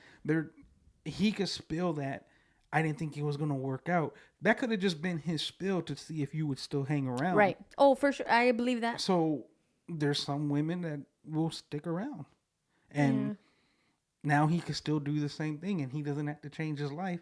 He loves the toxicity, and he's gonna go about living his life that way. The cake, the pie with the ice cream, he's taking it all. I did have a friend that was seeing a man, and she knew that he was married, and he kept leading her on, saying, I'm going to leave her, I'm going to leave her. And he never did. And she was so fucking Do you think that distraught. that's usually the case? They never do. Every time I freaking heard never a story do. like that, They never leave. I'm telling you, in the chair, I heard so many fucking things. They never leave. I had one dude's girlfriend pay for his haircut. Right? What? I had a dude's girlfriend pay for his haircut. She was a side chick? And the next day, his wife was in the shop with his kids. See, men are disgusting. You get what I'm saying? It's disgusting. So, but Fucking disgusting. so are women though. Yeah. Because there are women who say like, You're not wrong. there's women who say what you were saying earlier, like just don't tell me. And Right. there's like the women in That's in, toxic, though. in this situation where denial. she swears that this guy was going to leave. He didn't leave. I know a couple success stories, which I feel weird about because Were 'Cause you a it's part like, of dang. one? no, Did no. you set 'em Oh up? my God, no. You're It's- setting up married people. God, no. You're setting up affairs. Because then it's kind No, of like... no. I just knew them. I just knew them in the circle of friends that we had, right? Yeah. So he was married and had kids, and they were older. And my friend was having an affair with him while he was married, and he kept telling her, I'm going to leave. I'm gonna leave, I'm gonna leave, I'm gonna leave. Gets her pregnant while he still hasn't left, right? And I'm seeing all of it, kind of like what you're saying. I know everybody involved, Yeah. and I'm kind of seeing all of this, and I'm not telling her he's not gonna leave. Yeah. No. Yeah. What do you It's say? weird because I saw why Oh, they were left. having an affair. Mm. The relationship that my friend had with his wife, it wasn't pretty. Mm. It was bad. Like it wasn't. It just wasn't good Like together or on They- one end. on both. They just Really? didn't get along. They just didn't mesh. And I didn't know how bad it was until I saw The affair part. the affair part of it, where I was witnessing their relationship, and I was like, damn, like this actually feels good. And I felt guilty for thinking that because it's He's wrong. doing something wrong, They're having, they all know each other. This is all wrong. But I see how well they get along, and how like there's love. You can feel it. You can see it there, right? So he does actually end up leaving the wife. They divorce, and even then, I think there was a point where it was like, I'm getting this divorce. I need space. Give me a minute to process this divorce. I'm not saying I don't want to be with you or that I'm not going to be there for my child, I need a break. but give me a minute to process this divorce. So there was like honest conversation. Yeah. There wasn't like any misleading. It was like, hey, The only thing this that is was- what I'm going through, and I Yes. need time to get through it. Right. The only I guess the only thing done wrong is that he wasn't honest with his wife from the beginning. Yeah. That he didn't, or that they both didn't sit down and tell her like, hey, listen. But again, who fucking does that? No one's going to do that. No one's going to go to this mutual friend and say, we're really curious about each other, and I think we want to date. I know you're married, but we just want to give this a shot. That's the proper way it should go, right? So then you get the blessing, Right. Because you're giving honesty. You're being honest and saying like, there's an attraction here, and I just know sucks that, and I know, but right. But that's technically the right way to do it. Yeah. Because the wrong way to do it is not be honest, go on this, affair thing. Right. And you're deceiving people. Well, the thing is, on top of that, it's the friend, right? It is the friend. That's Okay, like so that's like a no. sure, it's a no, right? But now fast forward 15 years later, right? Yeah. Because I did kind of feel bad for my friends because everyone shit on them. And everyone was telling them like, this is bad karma. This is going to come back to you. Like, you guys are fucked up for really. Everybody shit on them. Everybody. I'm having a brain fart right now. Why? She knew he was married? Yes, they were all friends. Okay. My bad. Yeah. I was no, like, wait a minute. they're Why- all friends, and we all knew each other. Okay. So- So now. A lot of our friends were shitting on that couple And they were like, this is bad. And there were a lot of people that stopped talking to each other because they just found the whole thing disgusting. And and kind of had the wife's side to it or whatever, right? Meanwhile, their relationships probably are worse than theirs. Whose relationship? The people judging your friends. Oh, their yes. relationships are 100%. probably worse than 100%. Because the thing is, will end up judging like, damn, I wish I could have done that. Yeah. Yes. I wish I could have just been that honest about it. You're sick for being fucking honest. Yeah. Yeah. Now they're all pissed. Yeah. Now they're mad at him because he's doing what they want. They've been wanting to do. And I got a bit of a lashback because I did talk to my friends still. Like, I didn't stop talking to them. Yeah. And so a lot of my friends were like, oh, you're supporting this, that, and the other. The funny thing is, I don't get how people get mad at you. And when I say you, not just necessarily you, Ricky, but just in general. Like, I don't understand how people get mad at you for... Because people are territorial and possessive, and they want people want you to pick sides. Like, why do I need to think like you? You're right. Why do I need to think like you? And who said that the way you think is the right way? Yeah. Obviously there's the morals, right? Mm-hmm. But kind of like Anita said, they met each other at the wrong time and space and time, which is true. And that's not putting any lightness to what he did and saying that, what he did was wrong and how he went about it was wrong. But it kind of goes back to what you've said in the past. Like, sometimes you got to do drastic things for things to change. Yes. And sometimes shit has to fall apart. Unfortunately, that's not the ideal thing morally that we look at. But at the same time, like, if he wouldn't have done that, maybe he'd still be in that relationship with her, and it would just miserable. Be worse. And who knows what would have conspired? Like, what if she would have lost her shit and killed him or something? You know what I mean? And you're not wrong about that. And that's why I say, like, now 15 years later, they have 3 kids together. They're still married. And this is why I was saying, like, everyone was shitting on them, saying, like, bitch, he's going to leave you and do the same thing with somebody else. Yeah. Because they had already... No, they're in a great relationship. They both have successful businesses, beautiful homes. They live with their parents, like a thriving family. Yeah. And his kids from his first marriage are involved in their lives. And he has a decent... they both have now a decent relationship with each other. With the wife. So it worked out. The wife was heartbroken. It was weird. She hasn't gotten with anybody else. Oh, well. She hasn't gotten with anybody else. She tried dating. She's going to be like a señora. Yeah. I think so. And which is there's nothing wrong with it. That's just how she chooses to live her life, right? Yeah. There isn't, but so I think that there's 2 things here, right? Because a lot of people were like, she really loved him. Like, he broke her heart. That was the love of her life. No, that wasn't the love of her life. And she's not pissed because, it didn't work. It was more than it being about love and more than it being about losing her relationship with him. What hurt her more was the stability part. Because financially and from that angle where he still continued to support her, but there was more pressure on her now. And she was expecting like long-term goals. Yeah. We're going to get a house, we're going to travel, retirement. That was it. Yeah. So he went about all that knowing that he did what he did was wrong, but still at the same time just like, I don't hate you. Who, him to her? To his ex-wife. Right. Like, I don't hate you. It's just we don't work. Yeah, but I'm still like, you're still the mother of my child. That means I'm still gonna take care of you. And he does very well, like I said. And that was a priority with my other friend that they're with now, and they are married. That they both wanted to make sure they knew that was important to her, that stability part of it. So he always took care of business like that. So to my point that it wasn't the love thing that she was missing or that she wanted. Thing. It was the stability part of it. The, her not wanting to panic that she's not going to be able to raise these kids on her, all of that.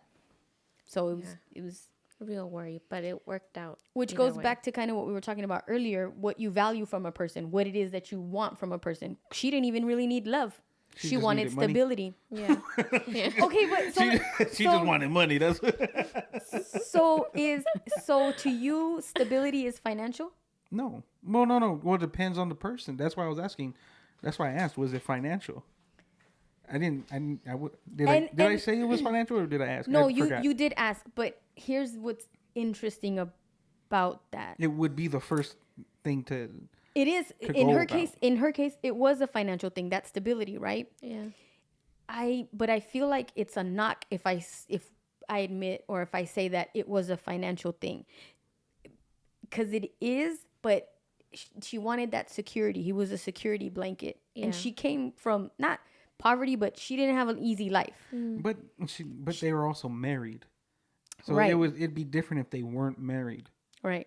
and they have children, right? So it would be different if they didn't have either one of those two, and that's the only thing she saw in him. Obviously, she saw something enough that superseded the financial part in order to love him enough to marry him. And have children. You know what I mean? So maybe perhaps her saying that she missed the love part, or she doesn't miss it as much as she misses the that stability. she didn't need it, right? But at some point she did, because at some point it really fucking broke her heart, and it wasn't about the stability. Maybe once the clouds kind of like pushed out the fucking way, and she's on her own and she's accepted, like, fuck, I don't have the man I did love. Now it's about the stability thing. That's her love language. That financial stability. She didn't need, because material things is a love language. Yeah. She didn't need words of affirmation. She didn't need acts of service. She didn't need affection. She just wanted that material. That was her love language. Pay the phone bill. You're gonna get some tonight. Yeah. Like that. That's pretty much what you're saying. Right. Yeah. Right. Like, right. You want some of this? I got some bills to pay. Like That's 100% right. That's All right. 100% right. And for him, that just didn't fit anymore. No, it didn't. And that's what I'm saying, that We have to with be the okay. whole cheating thing, that there's so sometimes then he realized that. Then he realized the relationship wasn't about love. The relationship was about finances. you know what? So then I never thought about that. Maybe I want to ask him now. Maybe he just got tired of having to be the one who stressed about the financing. I never thought about that, and I want to ask him, because I didn't think about that. Because in his relationship, you would have to maybe also ask, like, who was the majority breadwinner in that relationship, who's right? carrying it? Because then you would say, after a while, if love and affection wasn't her love language, at some point he would see that, like, you just care about what I'm bringing home, Right. and that's a bit insulting to, and it would hurt the ego of a man for sure. Yeah. So perhaps maybe that's what he was Missing out on. that's what he was missing out on, and in this newer relationship that everybody was cursing, he found the love balance. and affection that he It's wanted. like, yeah, I'll take care of you, Yeah. but I also want love, because then Yeah. that means the money was never an option. It was never an issue for him to begin with. If he's willing to still provide even after breaking up with her, he just needed the actual love, and she wasn't giving him the love. Yeah, there was something she wasn't reciprocating, So that's or that he wasn't reciprocating to her, or something, and she just But the blocked two of everything them, out. Yeah, the two of them together, because then it's just like, all right, well, one of them realized it, one of them moved on. right. So it kind of makes me wonder, like, I think a lot of us are in weird ass relationships that maybe we could be in better relationships. But better to who? That's what you gotta ask, because it all depends. I mean, it to better to both is the goal, right? Because, that would be the fair thing. like a couple weeks ago, Natalie had mentioned like I love your relationship, you and Sam's relationship. Like that's the type of relationship I want to have. And my answer to her was, no, it's not, because that's unique to you two. because that's unique to us. Yeah. You know what I mean? Like, I know if I pay some bills, my wife's gonna be like, you know, Hear that, Sam? yeah, you know what I'm saying? I But- wish we had a Ray cam to have caught what Ray just did. just throw it out there, you know. Yeah. But yeah. but at the same time, like, they're just different things. Like, you like are obviously, like I said earlier, I was just being a dick. All right. So I was doing, like, you want Mike to be like that with you? Yeah, You right, get what I'm right. saying? There are Like, things that there's- we don't there's- know yeah, about your there's things relationship. you guys don't know or see, that you're like, And then you would look at it like, fuck, Ray is an asshole. And this is exactly I don't want that this relationship. this is exactly why, like, I've even told Ricky, like, I'm an asshole.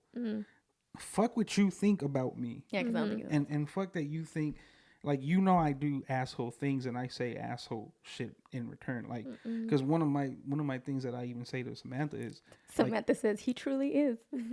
if you ask me a dumb question, I'll give you a dumb answer. Meaning, Oh God, I asked so many dumb questions. Meaning- Now I'm insecure. you know who you're speaking to, right? Yeah. Like, one thing I don't like is, and she'll say, well, I'm not asking for permission, I'm just telling you. But here's the thing, like, if you want to go somewhere, don't ask me, hey, can I go here? Just tell me, hey, I'm going here. on this day. She asks you? Well, here's the thing, she's not asking me to ask me. That's her way of being nice about letting me know I'm gonna go do this. And asking So instead of for- being direct, it's indirect.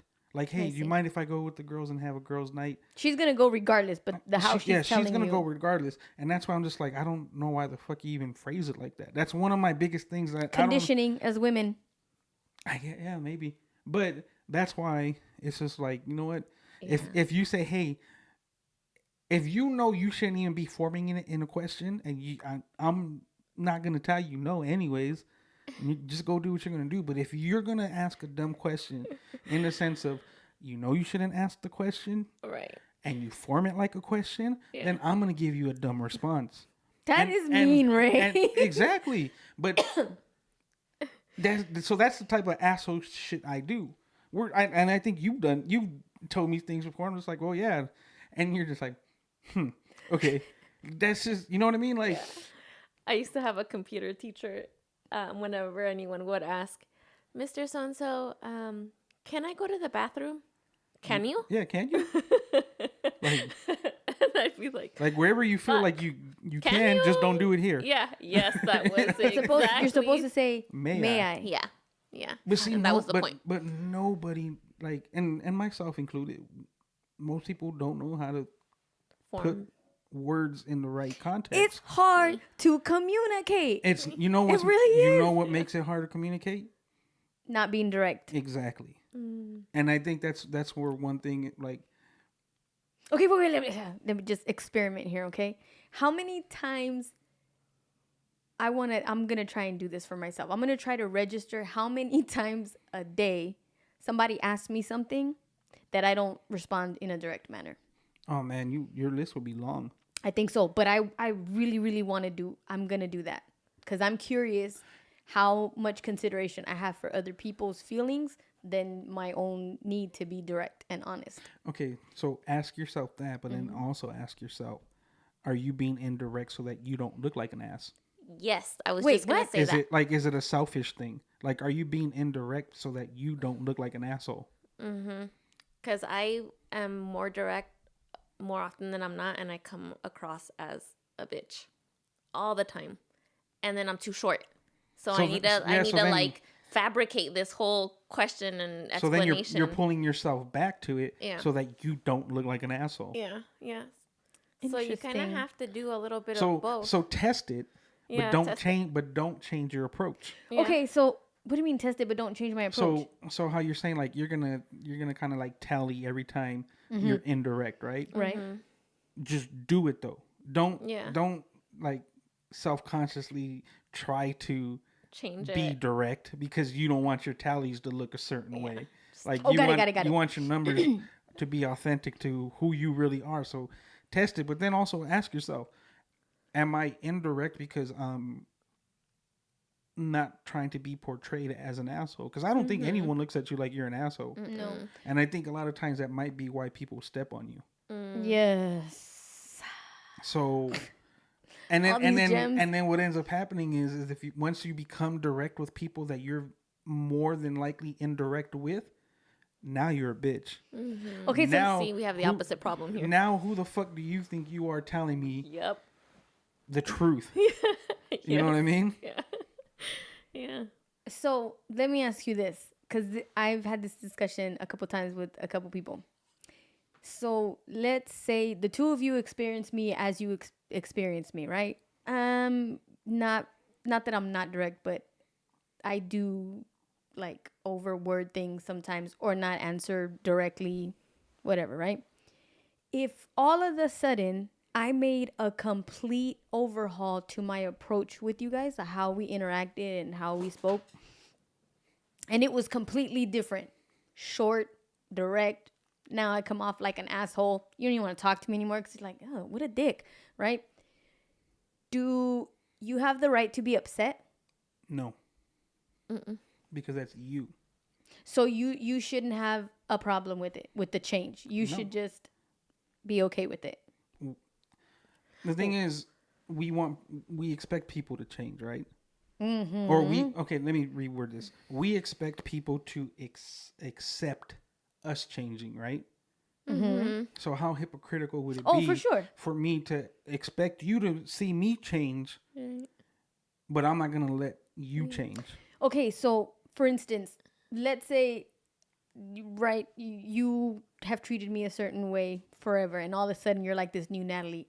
And I'm just like, what the can you give me an adjustment period? Like, and I'm not, and I'm taking everything, and taking everything offensive. Like, can you give me a minute to get this new person? Right? Yes, but I don't think it is. I think when people make different decisions and start treating people differently based on the changes that they've made, they get pissed that the other person isn't just accepting them as they are. So, okay, so that's what it was, right? So it's like a both ways type of thing. I have a friend who made really, really great changes in his life. Really great changes in his life. But his wife is not used to this. And she's like, what the hell? Okay, healthier changes. He's making healthier changes. And the wife doesn't know how to deal with a healthy version of him because he's been a dick for 1,000 years, and all of a sudden the work that he's put in, which is good, but now she hasn't gotten any help, so she's still where he was at in the beginning. So now she's pissed about this version that he is. My advice to him was, can you give her a minute? Like, you have to understand that. Well, yeah, it has both ways. You've been used to a certain type, operating under a certain type of way. Give yourself a chance to, like, don't get mad because they don't accept you right away. Right. You've treated each other for so long a certain way, like, warm up a little bit. But you end up knowing your significant other. So how much time do you need to get used to it? That's a good point. Because if I don't see you trying to get used to my change, right, then it's worse. Then it's just like. So you want me to accommodate your discomfort. Yeah. Meanwhile, all the discomfort I was going through to make this change, you didn't really consider it. You get what I'm saying? So it has to go both ways. Yes. And you have to truly understand who you're dealing with, who that person is. Because if you don't, then it's just like, oh, I want you to change, but I don't want you to change. So I'm not going to see the things that you've changed, and I'm going to be pissed when I know that you are a changed person. Right. And you're not meeting the expectation of the things I used to see you do when you fucked up. You know what I'm saying? Because now I have to change myself to meet your so then that new version. Person's looking at him or her like, I've been doing all this to change because obviously it wasn't healthy for me or us or in the relationship we're in. Yeah. How much time do you need to see that I've been trying to change? Right. Because if she's not willing to accept it, that's a different story too. You got to understand that. And you know what? I told him, I was like, dude, what if you end up discovering that now this new version of you, it's just, you're not compatible anymore? Because that could happen too. Yeah. And there ain't nothing wrong with that either. Because that's the whole point, is uncovering where you want to go, what you're trying to be. And then. And people do change. People have different perspectives. We should. No, I hate when people say, you changed. Yeah, I hope I did. Yeah. Shit. Yeah. I've been through some shit, so yeah, and maybe I get your foundation doesn't necessarily change, so to speak, right? Right. That's your foundation. Let's do like a little quick science project or I'm down. Psychology project. So because we're talking about you, and you asked if you changed, how we would receive it, Natalie or myself, right? Right. So you asking that, how do you see how Natalie and I receive you? And how do you see how we would receive you once you decided to do the change? So actually, I think that if you guys saw me change to be living a more honest, direct, and assertive life, the two of you in particular, I almost think that you guys would be like, good. It's about damn time. Yeah.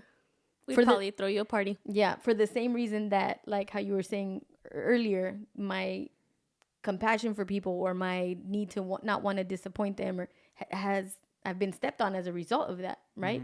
So the opposite of that would be, you know, to stand up for myself, to speak, and that will come off like night and day because it's been the opposite of what I've been. So I think the two of you in particular would encourage that, would be happy about that. And I don't think other people would though.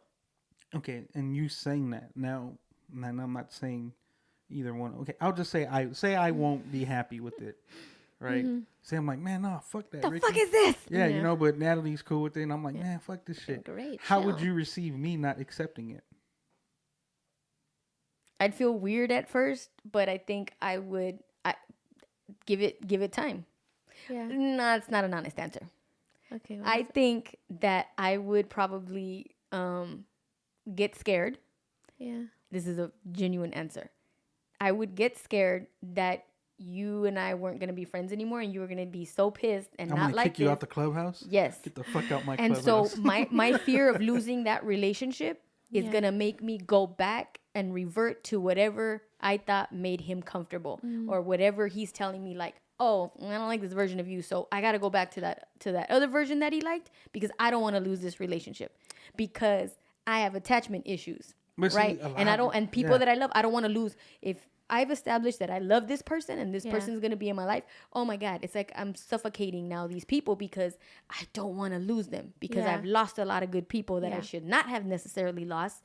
And so now I have a fear of abandonment. And Damn, that then was and now solid. they become the exception. Oh, I really want to change, but I'll say the same for this person. I'll adjust. Yeah, so you really didn't change. Right. You're just adjusting. Because what has to change is my fear. I have to not have fear and acceptance.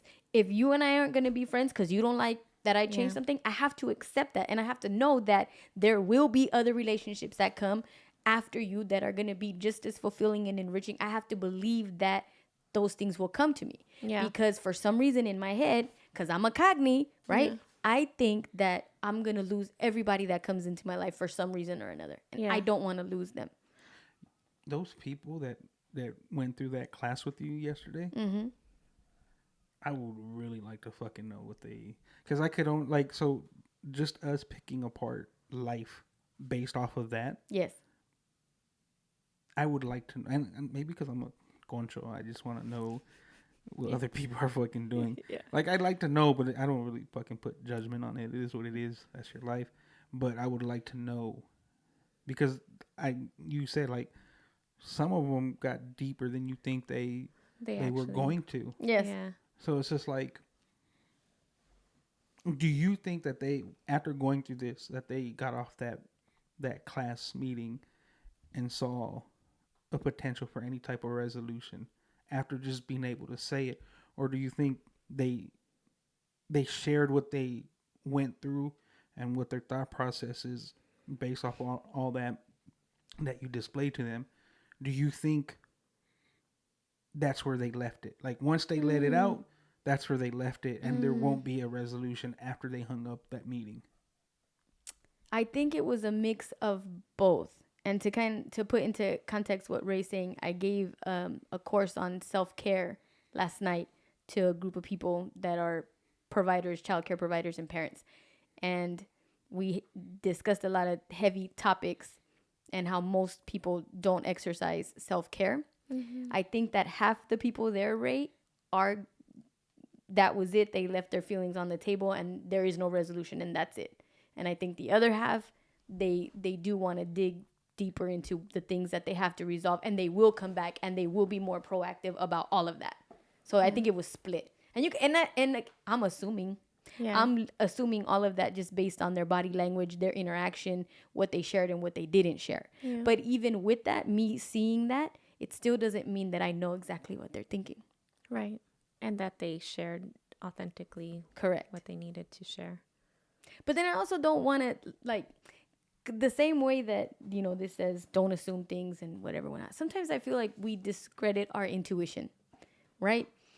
Because if maybe sometimes we are right. Maybe that nurse lady that body shamed Luca. Oh, yeah.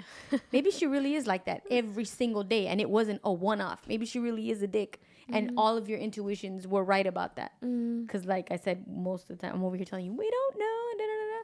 But you know what? Sometimes we do know. Yeah. Well, yeah, it's the, And we need to trust. not to be corny, but Ourselves. it's the frequency. Like, it's the, Yes. like Yeah. you feel it in that the room. vibe that we're in. That's exactly. We just got to take it for what it is and not give them. Cause like, yeah, I know Samantha, like, Samantha used to react that way too. Like, man, fuck you. You talking about my son like that, you know? Like, and then I would be like, nah, maybe. But then I'm like, yeah, no, fuck that. Yeah, don't be talking about my son like that. Yeah, he got little Michelin Man arms. I don't give a fuck. so cute. No, I don't care if he got cheese in his neck. Fuck it. I'm is my always checking child. for that too. I'm always like, let me see your neck. Let me see what you got in there. What are you hiding? Man, Yeah. cute. I don't give a fuck. I used to lift his little chin and Yeah. smell that cheese. Yeah. Samantha said that he has this scent, like he has this, like this specific smell around his forehead area.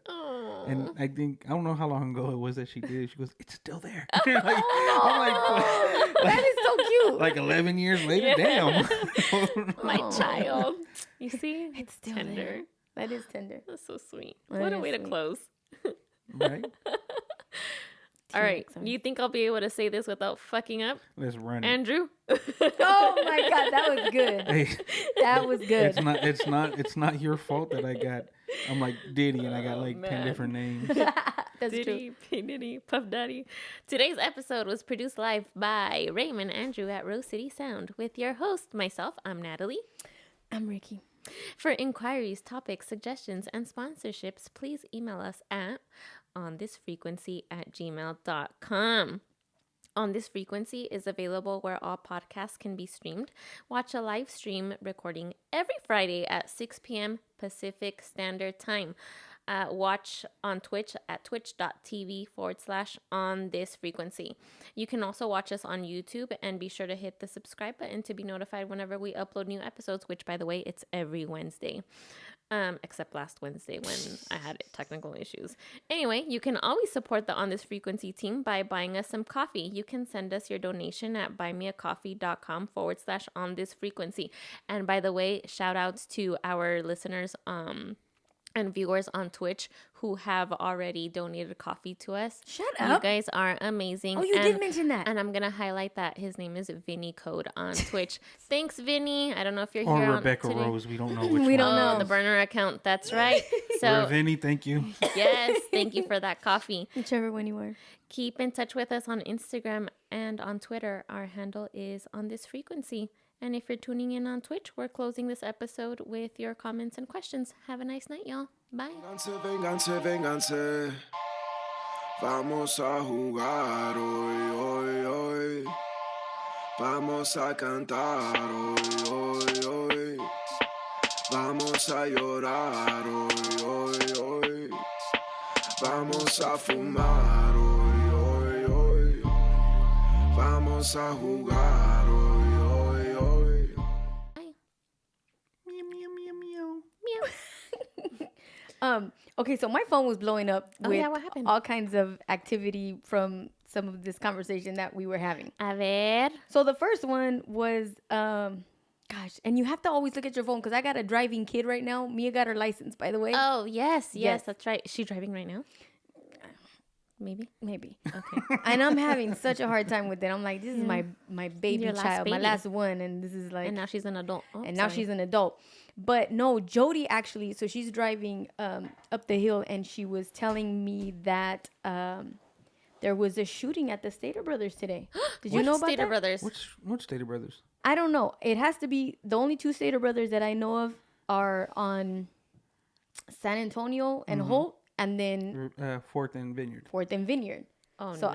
I don't. If anybody knows about the shooting, let us know. Because Jody was texting me. But so that's the shit that. Cynthia said and Samantha said Holt.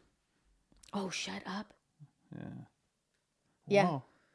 How did you guys know about this? Oh yeah, Holt. That's scary. So that's the kind of stuff that I'm like. Oh, that's the one by the Little Caesars, right? Yeah. And Is that Little Caesar still there? And that new Starbucks Yes. that used to it's be that one. Burger King or something like Yes. that. Yeah. Yes. So Jody was and that's the kind of shit too that scares me. Like I have a kid out there. out. Yeah. And I'm like, shit.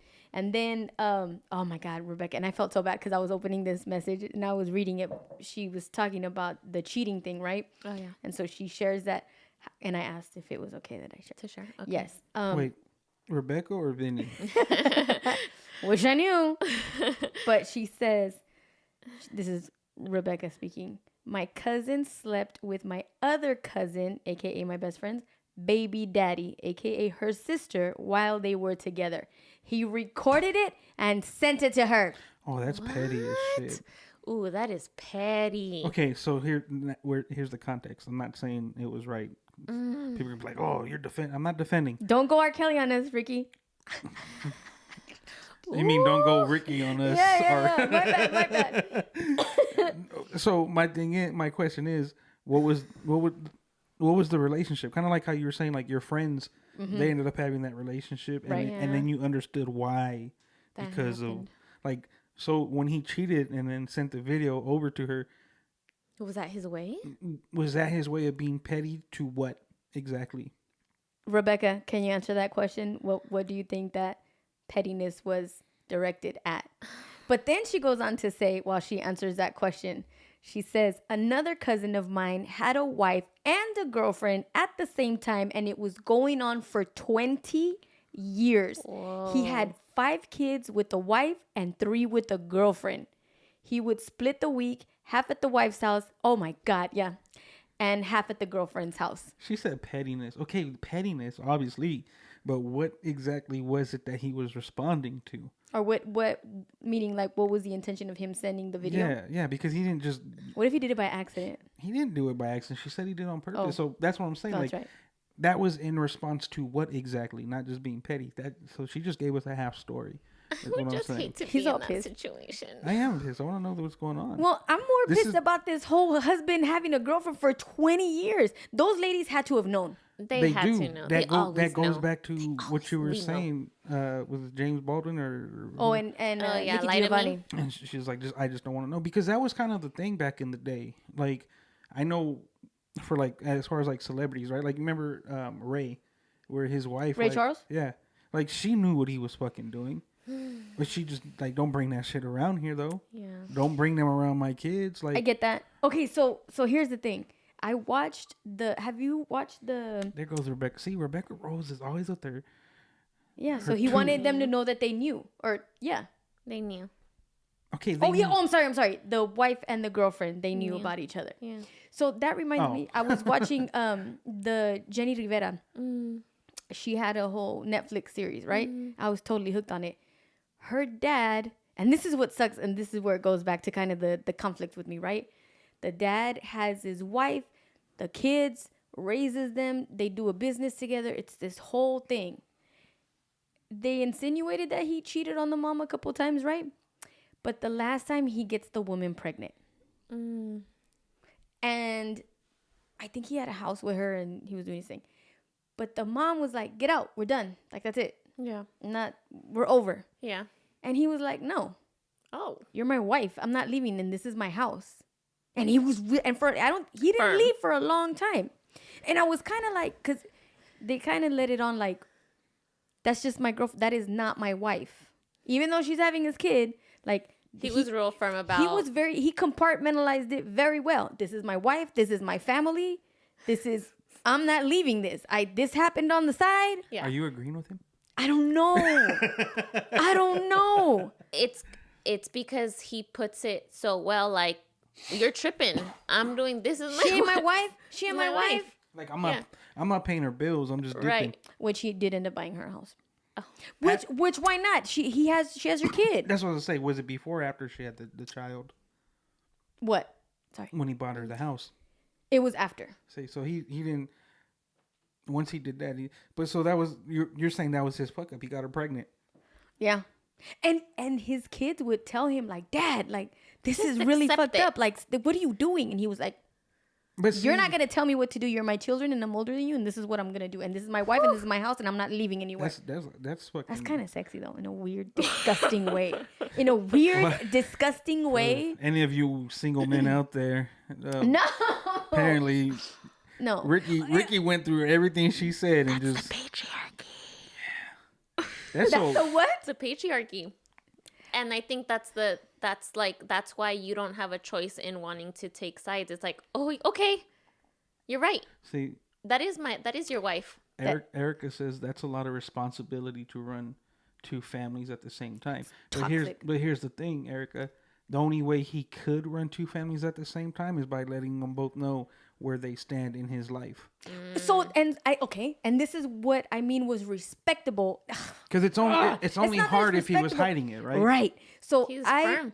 what I liked about it was that he was like, I did this, I fucked up, but you are this, and this is the value that I place on you in my life, and this is where this person is at. It's just different. And I don't wait, but did he take it as I fucked up? Because it doesn't even sound like he took it Yeah, as it I doesn't fucked up. sound like you fucked up, but It he sounds took like- accountability Yeah. and took care of the responsibility. Yes, and the kids tried to tell his dad. That I he think fucked up. I think he was just denying the part that he fucked up. I think he was more focused on the solution part of it and making sure like everybody knew their place. Maybe he wasn't denying Because- it by doing that. To him, by accepting it and still providing for both and stepping up as a man to him, he in his eyes, maybe he was like, man, I'm more of a man than the man who steps away yeah. and doesn't take care of Correct. any of his responsibilities. And that's Yeah. I think what I The like respectable part. that I consider like, all right, cool. Because to our point, we're all gonna fuck up. How do you fix the fuck up? And then to say that some fuck ups are unforgivable. And I feel like the cheating one is a big one that's unforgivable. You could be a drug addict, you could be a drunk, you could gamble all your money away, and we're more likely to accept that, be abusive, than the cheating. Yeah. Because that's like, Is that what you would see? Is that what you would excuse? I don't think now. I did for a long time. I What don't about think you, now I Nat? wouldn't want to. What about you, Nat? No, that's a hard no. It's like no. Same with what would Like be you could make us go bankrupt, but don't But cheat don't on be me. cheating. Yeah. see the finance thing would be a big one for me. I think I Well, I mean, I hate all to of say- those things would be big. You know, the gambling, Yeah. the abusing, the alcohol. there's But I always would- like but I would I would accept like whatever kind of trauma or fucked up mental space that they may be in. I can work with that. I can deal with that. I can help with that. I would do that. But other things, yeah. It's like a no. but see, that's what I'm saying. Then love is fucking conditional. I love you. Oh my God, I'm gonna be. Except if you do this, then fuck you and get out of here. How is that Yeah. exercising true love and compassion for a person? Yeah, didn't I tell you that the only person that can have unconditional love is a mother for their child? Because if your son or your daughter murdered somebody, You're gonna help him hide that body. and if they get caught and they go through all that, He's still my baby. Yeah, you're still my baby. You're still You're still know gonna what I go check in on them. I don't think I would help my kids hide the body. mean? Well, now they know. On record. Don't call me. Don't do nothing. On record. But the only reason why. But would you? It- But here's the thing, because that's not what we were saying. But Right. what we're saying is unconditional love. Would you stop loving them? No, not at all. So you could stop loving a man who Right. has not who, if your child and a man that you're in a relationship with did the same thing, the same crime or whatever it may have be, right? The chances of you stepping away from the man Yeah. and cutting everything Is more likely. is more likely than it is for you and your child, and that's why we say the only people that can be or unconditional love is a woman, is the woman to her child. Yeah. Damn, so men aren't even unconditional to their kids? Men too, but not in relationships. There's conditions for relationships. Like if my son did something, obviously I want him to be held accountable for it, right? But that doesn't mean I'm gonna stop loving them. Now, if it was the other way, like if you put that same example for me and like say it's not Samantha and I'm just dating somebody, right? And then my daughter does something or my son does something and it's exactly the same thing that they both did, the chances of me just cutting it off with somebody else because I'm not okay with my son doing it or my daughter doing it, but I still love them. Yeah. If you did the same thing, I'm not gonna love you no more because you put me in a situation that I shouldn't be in. Yeah. That's true. I get that part. That is true. Like I think it's unconditional for a parent because there's an acceptance of accountability, knowing that no matter how old your child is, you still feel accountable for them. As you should. So, but on the technicality, if your kid did murder somebody and they did call you to help them hide the body, would you help them hide the body? No, but I'm gonna call. What are you doing? Are you okay? Hold on. You need to stop right now. Come home. I think those would be all of the things. Before or after after he killed the person? So you would say if you did, Mom, I just killed somebody. You're going to tell him, oh, just come home. I'm gonna tell him just come home. I need you to come home right now. What about the body? We're gonna call the police. And the thing is, they're gonna find it. Yeah. Whether you hide it or not, they're gonna find it. How many cases have you seen where they don't find it? Okay, they could find everything, but they. Never mind. I'm not gonna get. Okay. I almost went political on it. Never mind. Samantha said me either. What is she saying me either to? And then Otto said William knows the answer to that already. Meaning you guys are all helping hiding the bodies? Jesus. Okay. Well, no. I don't think so. I don't think Samantha will help hide the body. I think Samantha will squeal. Okay. So. But that doesn't. So there's the difference, right? I'm gonna help you hide the body, and I'm gonna stop loving you. We're not talking about. No. Yeah, I know. We're not talking about helping hide the body. The real question is, do you stop loving? It's an unconditional love type of question. You don't. But if it was, so we'll put it this way, Samantha. If I killed somebody, and I had to hide the body, and I asked you to hide the body, you're not gonna help me hide the body. You're not gonna help our son hide the body. It would be a lot easier for her to not love me anymore after that than it would be. Oh, of course. You know what I'm saying? That's the whole point. Yeah. It's not the hiding of the body. It's the love and who you can tie that love off at. Yeah. So Samantha says that she wouldn't help hide the body. Rebecca says she's hiding the body. And then I like actually what Erica says. I need to know why. Why did they kill somebody? Yeah. That's actually a really good question initially going into it because was it self-defense? Yeah. Were you protecting yourself that, this went the wrong way? Well, if it was self-defense, you wouldn't be asking to hide the body. You would just let. That's true too. You would let the coroner know.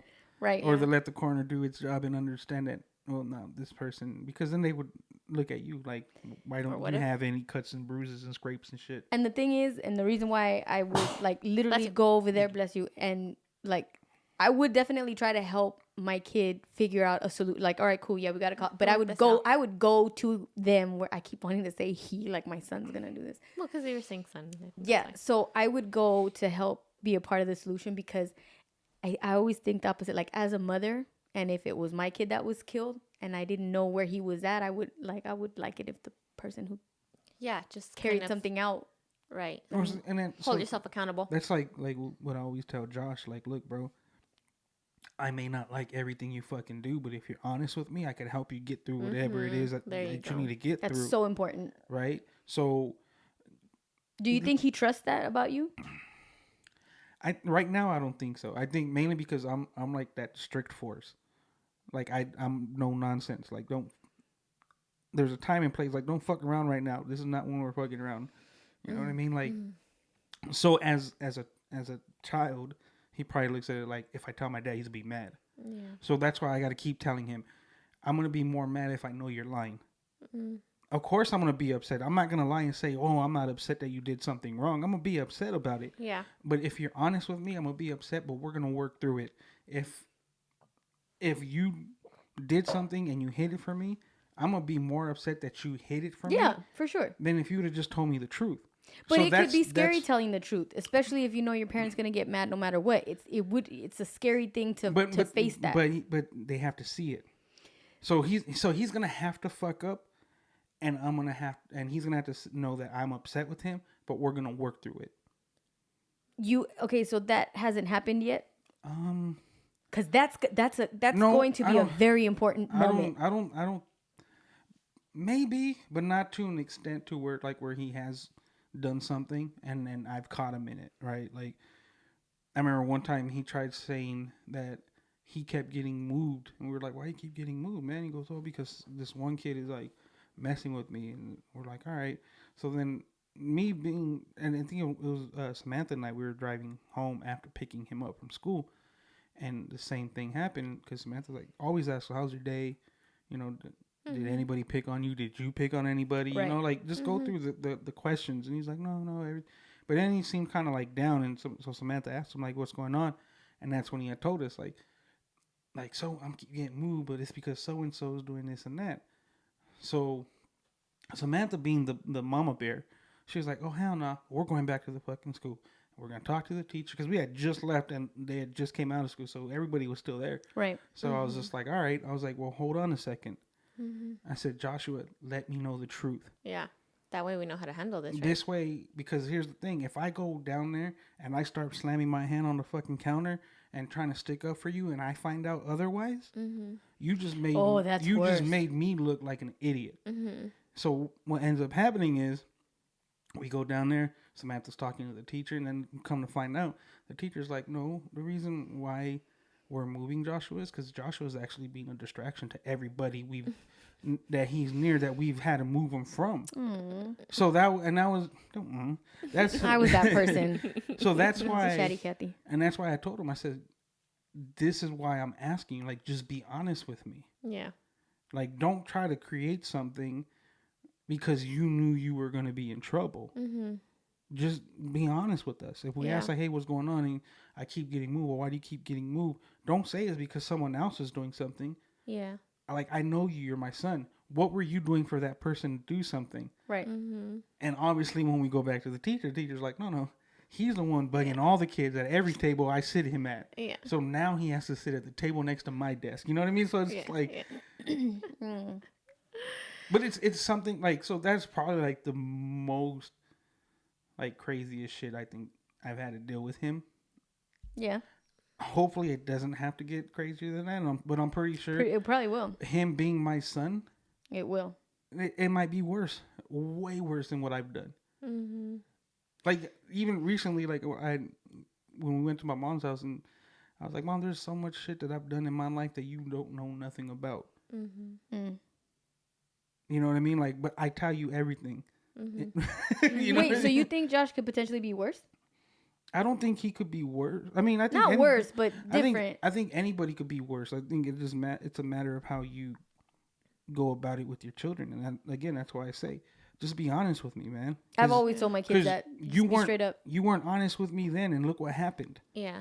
And I knew you weren't being honest with me. So there's the example of, I know you're not being honest with me, and I'm going to question you. But because I need you to know that I still got your back, let's go back to the school like your mom said, and let's figure this out. Yeah. And then once we figured it out, and we figured out that you were lying, what was the outcome? Right. Did you punish him? I don't remember. If Samantha's listening, she would have to tell. But I don't know. I don't think. Probably not. I think Samantha did the punishing, and I just sign off on it. Was that, would you say, like, his first genuine major experience in dealing with lying and the consequences behind it? Would you think that was his first experience with it? No, because I know he does it between her and I. Meaning, if I tell him something, he won't tell her that I told him this or that. Yeah. He just plays it off. Yeah, he'll try to play it off. And then if I find out, like, hey, why is he doing this? I had told him he couldn't. And then Samantha would look at him like, oh, you didn't tell me. You know, so like there's that other thing where it's just like, look, just because I'm not here, that doesn't mean what I told you or whatever rule I put for you doesn't apply. Yeah. But it's the same thing. Like if your mom's not here, and I always ask him, or like now, hey, Dad, can I use my phone? And if I now ask him, well, what does your mom say? Mainly because he's with her all the time. Right. Yeah. We're not split up. But it's more. Your situation. It's just like the way our schedule is. Schedule. He's with her on the more leisure time for him. Right. So there'll be times where she texts me and she's like, hey, he can't have this phone for this week or next week or, you know. Right. So then that's why I'll tell him, hey, well, what'd your mom say? Is your mom cool with it? You know what I mean?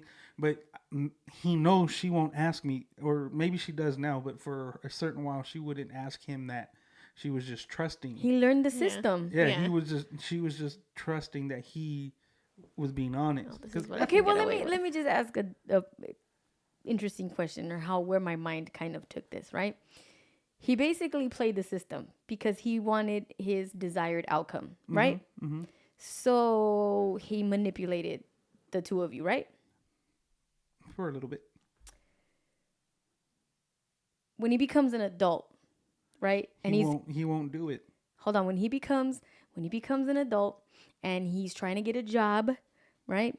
Or he's trying to get a raise, or he's trying to get a promotion, and he does the necessary manipulation between relationships and people and opportunities to get that raise, and he gets it. And he gets it. He succeeds, and it's a win.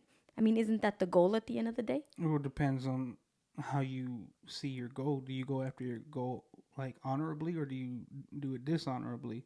What about coming from the mindset of a hustle? You get it done however you got to get it done. Hustle. Get it. but everybody that hustles still has a code. That's true too. And I think that's like the biggest thing. Like some people have a code, some people don't.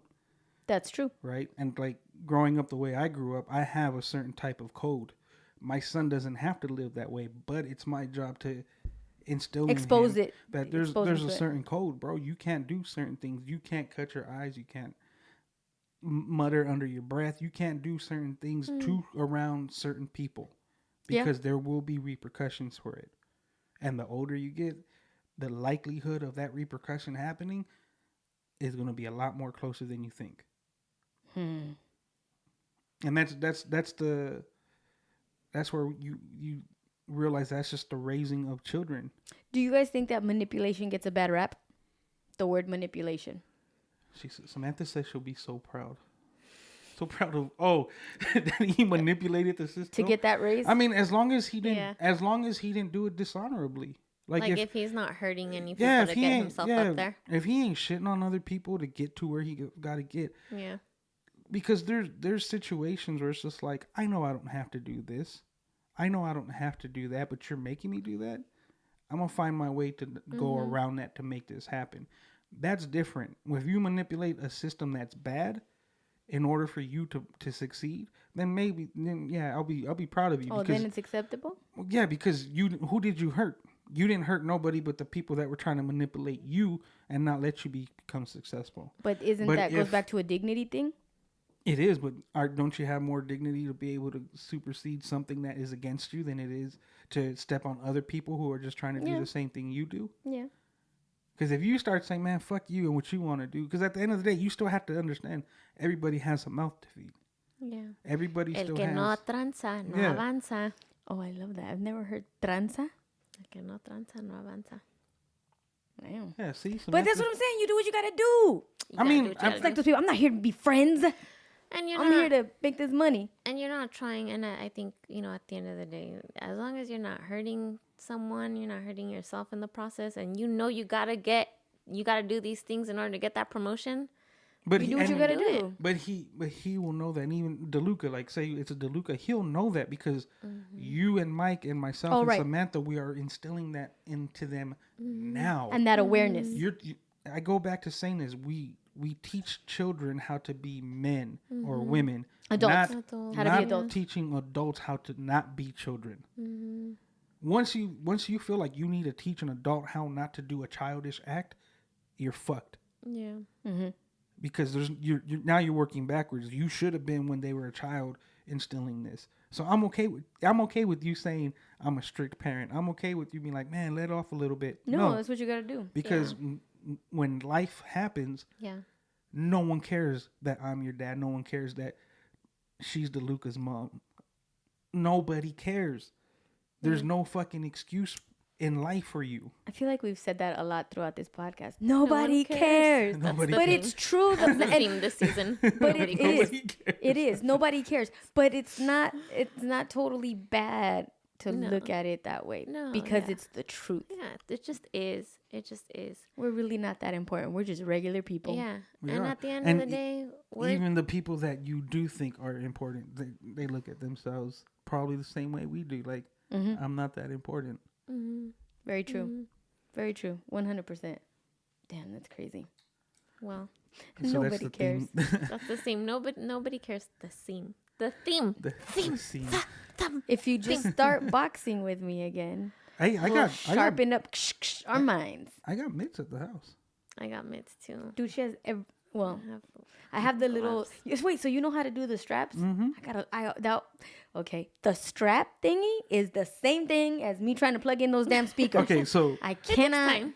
It takes so time. when you do yours, do you just strap or do you pad? You pad. Yeah. Do the you knuckles. do you pad with the strap or do you actually Pad with put the strap. an actual pad? What strap? What are you talking You about? pad with the strap. So- you know how when you're doing it Oh, and then the you add the straps. extra. Yes. Yeah. So so the first one is like you go around your thumb and then you come up over the knuckle and then you just And then- pillow it back and Yes. forth and then go. Say, yeah, she does it the right way. Oh, thank you. I appreciate that. 'Cause there's I some got people- taught the right way. Yeah, some people just do like the thumb and then they go around each knuckle. Yeah. And then what ends up happening is they end up having too much down here and you can't actually ball a fist. Yeah. So what you're Ooh. supposed to do is actually pad your knuckle for the protection, but also leave this spacing open so that you're able to get your fist in. Yeah. That's why when you wrap, they always tell you, like once they get around the knuckle and the palm area, they tell you to tighten so that it's there, and then they keep going. I would love to do that again. I really enjoyed that so much. But I want to mention how. So, yes, We could put that live. Yoga and boxing at the boxing would be dope. Okay, you guys are hyping me. All right. Yes. All right. Let's fucking Yes, do it. yes. Let's bring Thank back the you. boxing. Let's Thank bring you. back the boxing. I forgot that you Oh, you were used to into box boxing yeah, and shit. Yeah, for a Good. few years. That makes me want to even more so see if I could hit up the homegirl. and Okay. see Oh if yes, she'd let be- us see let if us she'd warm be up down. to come and interview here. Oh yeah. Let us Yeah. let us warm up to the. I have a huge crush on her. Super. Like She's a boxer? Massive. She's pro boxer. Oh, that's cool. massive. I'd like to meet her. I can't tell you how many times when I scroll through her pictures, every single time I see a picture, I want to DM Ray like, why? You know what's I funny have to though? stop myself A couple from times. doing that. A couple of times I was like, why are you sending me this? She goes, she just looks gorgeous. I was like, okay. Fangirling. Are you I having a crush? like, And I would do it. I'm telling you, I would do it more times than not. But I stopped. I was like, this is weird. Then I'm just. I mean, sitting there I so think even more so because she doesn't send it with context. Oh, she just sends So it. it would just be Okay, a it's a little picture. creep. Yeah, just a picture. and he knows. And then in my head, I'm like, Oh, we gotta meet her. in Well, my, I gotta meet her. in my head, I'm like, I just gotta swipe out of this because Samantha's gonna walk up one day and What are think you I'm just looking looking at at? pictures Yeah, of. yeah. And Samantha knows her, so. Oh God, that's so. But Good. still, you it's met her? She No, hasn't met and her. she's an okay. author. Oh, She wrote no a children's kidding. book. Oh, Yeah, wow. she wrote a book during the pandemic, I think, or right after the pandemic, and so Oh. she wrote it, and it's like in two versions. It's in English and there's a Spanish version. And that's Cool. that's why I kind of wanted to talk to her more about. But then Yeah. as I learned more through Ray, I just fell in love with her. Oh, let's hardcore. Get her in She here. has. I would hardcore like crush to on meet her. her. I think so. One of the things that I remember having brunch with her before one of our filmings, and I had told her, I said honestly, I said what the thing that intrigued me about her was her story, Mm-hmm. and then I think even more so having a daughter at that time was just like obviously my wife and her story and the way she is and the way she treats and raises my children, that's impactful. But you also have to look at other people Oh, That's true yeah. too. because sometimes our children don't look at us in that form. Like, oh, you're an impactful person in my life. Like Right. they You're don't. the parent. You're a parent. They don't realize that until later on in Years life. later, yeah. But to see people like her and not trying to give away her story, but the things that she went through as a child and just growing up and then coming out to LA while all her family was in Seattle, Washington still. She didn't even want to become a boxer. That's what Oh, tripped me the really? hell Just out. happened. She came out here to do the Hollywood thing Oh. and she's just stepped into Which she would have been great at. she just stepped into a gym Yeah. and the guys there were like, holy shit. Yeah. And it just from there she just ended up becoming a pro boxer. Wow. So it's dope to know of other women Yeah. that can also impact my daughter's life. Yeah. For and sure. I could be like, look at her story. Like, so you can't You ever say have to, no. yes, you Yeah. have You to. can't ever say you can't do something Right. because this person has a story. And I would look at it too, like, hey, look at Natalie's story. Look at Ricky's story. Look at your mom's story. Yeah. That's Look really at important. Everyone. look. You got to look at. Once Samantha had my daughter. I don't want to say once I had a daughter because. Well, technically you did, but not But physically. once Samantha Thank you, had once once Samantha had our daughter, I started realizing and appreciating women more. Right? So it's just like there's Madi, and then I have another homegirl that is a barber. Oh yeah. And her too, like she kind of similar to like mindset of Ricky, where it's just like I don't need, like I know I need a man, but that's by choice, Right. right? Like I could still do what I got to do, and I'm still gonna hustle, and I'm gonna accept a man when I need the man, right? There's no like I don't need a man, fuck man, you know. Right. That's just not Yeah. her mindset, but she knows the roles and she knows her place, and knowing her story, like. That's what intrigues me about people is their story. Yes, Yeah. always. Like I could sit here forever. Like if it was like just me and you, Natalie, because I do this all the fucking time with Ricky. But I could just sit here just to hear your story and pick it apart, yeah. Yeah. and then just say, "Hey, did you ever think that maybe this is why this goes, or that's why Yeah. this is?" You know, one of the first things Ricky told me was when her and her mom were going through something, Oh Yeah. yeah, I remember and that. we were supposed to. We were doing like We some were type at of Chafee. We video were doing a video for about Rose City Sound. City Sound, and she was just telling me about her mom, and I was just like, "Well, do you ever think your mom was telling you this because of this and that?" Yeah. So she went on. She goes, "Me and my mom are good now." Yeah. That moment, because It clicked. and it was almost like years and years and years of me looking at it a certain way just like went out the window. And I called my mom. Actually, we were in the car, and I think I don't know if I apologized to her, but I explained to her, I just figured was this out. happening. Like I got this now. Yeah. Yeah. I don't remember exactly what it was, but which is interesting, right? Because although I don't remember exactly what it was, I know where we were at, what I was wearing, how I was feeling, that I called my mom, and Yeah. that something was resolved. It was also recorded too. I think we have it. Oh God. Oh, no kidding. we don't have her like talking to her mom, but like that day, That day. Oh, the discussion. yeah, because we were supposed to do a video. Excuse me. We were supposed to do a video. Drink your tea. Ray. About I drink it all. We were supposed to do a video about like who is Rose City Sound. So we had to do one with Mike, and Mike's was good to the point where Ricky ended up fucking crying. Yeah. Because I was like, what? Yeah. My brother's thoughts and how he. But- well, but- I had heard expressed him it. talk about me in ways I had never heard him speak about me. But Which is weird. do you see how that goes? Like, and that's why I'm saying like, I want people around my children that because I know and I accept the fact that they're not gonna look at me like I'm anything special right now. Yeah. You know what I mean? Right now. Yeah. Like even I can see that. Even with my son, I told him on our way to school one day. I said, "Look, man, you're getting older, so I'm probably gonna start taking you a lot of places with me." Oh yeah, Right? I love that. Like, so if we have gigs, I was like, I love "Then that. I'm gonna take you with me to a gig. You might have to do it a certain way, but I'm gonna take you, and you could just see what I What do, you do, yeah. right?" But I think that's really important. there's also like the aspect of just knowing, like that it's not like, oh, my dad is just leaving, or my dad's just doing this and that, right? To Because experience right you now, in your yeah. element. Because right now he could tell his friends, "Oh, my dad DJs at Dodger Stadium," or "My dad does this and that." I said, they're not gonna believe you, bro. Right. But you know, Yes. but you're also gonna know what goes behind it all. You're also gonna, you know what I mean? Like, You're giving him an entire lesson. yeah, but we're gonna have fun fucking doing it. Yeah. I think that's super important. I always try to bring my kids around everywhere. They were very active, and especially the little one. Yeah. I always took Mia to work with me all the time, everywhere. And it's beneficial if it allows it to be. Yeah. You know what I mean? Because Right. if you can't take your kid to work, then you can't take your kid to Right. work. That's a whole other thing. But if you can, Well, then why not? Let them Yeah. see, like, at a certain point, like, obviously I didn't, once in a while I would take him to, like, photo shoots or things like that, or I'll take him to the shop, especially if he's not acting right with Samantha. yeah. Samantha would be like, "Hey, Take You're going to work. Take your kid. you're taking the boy with you." Yeah. And we would have arguments, because I'd be like, "Hey, you can't keep doing this. Like, I can't just send him to work with you. Like, let's even the playing field a little bit. You know what I mean? Like, Let's fix this. but then again, Let's share the responsibility. but then again, there's like that fear factor. Yeah. He won't dare try to do the shit with me when it's just me He's not and gonna him pull it. that he Yeah. would when it's just him and Samantha. Yeah. So be ready for that shit. Like, Oh, I'm excited. yeah, your boy's gonna play you Oh. so much. Whew, he already does. DeLuca's gonna He play already he already does. knows how to manipulate the system. Yes. you. You and Mike are gonna have arguments about.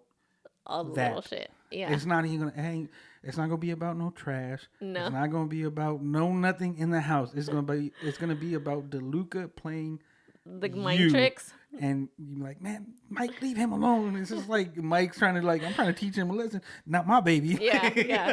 Would you talk Not to my him like baby. that? Not my baby. Not today. Right now, he's in this like he knows that he can whine and cry when I'm the one changing the diaper or changing his clothes. He doesn't do that with Mike. Are you serious? No, he will not try it. And I'm like, Wait. When you're changing him, like his diaper and all his clothes, everything, he throws the biggest fit every single time? and sometimes I can soothe him and we can like be cool about it, but 8 out of 10 times he's pissed Why do you think that is? because he can get away with it. Well, it's a He's my comfort. baby. It's a comfort thing. He can whine with me. Okay, but do you and my brother have a different method of changing him? Like, do you guys do it different? I'm gentle. Not- I allow it. And Not he's just that, fast. but you, He's in and out. Mike isn't, not that Mike is fast. Mike just is a little more, aggressive. uh-huh. Well, the thing In is, getting the job there's- done? There's Maybe he likes that better. there's also Well, I like don't know. understanding that like children are like adults. they even though they can't speak or They know. They're so smart. like there's that feeling Yeah. like, oh, this guy's hands don't feel like they play around. Oh, that's true. That's Yeah. actually a really good point because Yeah. the energy transfers like that. Yeah. So, That's anyway. very And interesting. see, so I want to see that. Samantha would always like, she'd be like, oh, so I'm just a bad mom. Like, no, you're not a bad mom. They just know. Mm-hmm. They just know who to play. Yeah. Like, they're gonna play you. That's fine. Yeah, They they don't act know- like this when I'm around. That's all I'm Yeah. letting you know. Like, They know you can cry to them. yeah. Natalie, no, my brother did this funny ass thing one day. DeLuca was crying. He yodered DeLuca and he Oh, was yeah. like crying, and then my brother's like, Gentle. patience. Oh, no, patience. Yeah. Patience. Yeah. He's legit with his hand on DeLuca. Patience. Yeah. Patience. And he does that like 10 times. Just doing this movement. And then I think DeLuca's like, What are you doing? why am I calming down? This is Yeah. weird. But he Yeah, does it. but It's it works. funny. creepy It as works. shit. That's why we sound like, stop yodeling your baby. Yeah. dope. But I it's don't not do bad. it. It's Yeah. hilarious. No. And it works. I think I learned more tricks with my daughter than I did with my son. Really? Yeah, because like with my son, like, all right, you're not gonna listen after like 12 times of me telling you something. I'm just gonna spank you. Yeah. Or my daughter, I can't spank her. Yeah. And No, so it's you're just not like gonna do that. now more. It's like how do I Let me calm? do How do I this. calm down a tantrum? Yeah. Like, so there'll be times where I just like I'll grab her, but I lock the arms down, so she's like boom like this. Right. But I'm not spanking her. I'm not yelling at her. I'm just You're just holding her, her. and I'm like, hey, you gotta calm down now. Yeah. Like I'm not letting you go until you do. Like, Yeah. And it if- works. And then I'm like, now you're gonna stay in this room, and she'll try to. I'm like, and now if I hear it, I'm gonna be back in here. Yeah. My daughter's very sentimental. Like, Mm. I could send her to the room, and that shit broke her fucking heart. Mm. Like, go to the Jesus, room. Ray. She's like, Yeah. I don't want to. Like, Girls are different. go to the room. And then Samantha, I don't want to hear it. Just do what your dad said, because I don't want to hear it. Which That's is, what- it's a simple fucking rule, though, because I always tell him, like, look, there's a stepping process to Yeah. all of this, right? Which I'm sure is the same thing with you. Yeah. You're going to try to corral your child Correct. and get him in line Yeah. before Mike has to. Yeah. Yeah. Because once Mike has to, Yeah. you know, That's it, and that's why I always tell Samantha, like, look, do what you got to do to get them in line. Because once I got to get them in It's line, over. nobody has anything else they could fucking say. Like, Yeah. if you need to talk to them, your mom Right. needs to talk to them, whoever needs to talk to them, Right, get them in line. because Because once I once step in- I say something, Yeah. no one could tell me nothing, Yeah. and they have no other option Yeah. because they Do had the legwork before. because they had the option to do everything and anything they could to get it done. Right. on the adult side and on the children's side, you had every option that they gave you to get your shit together. Yeah.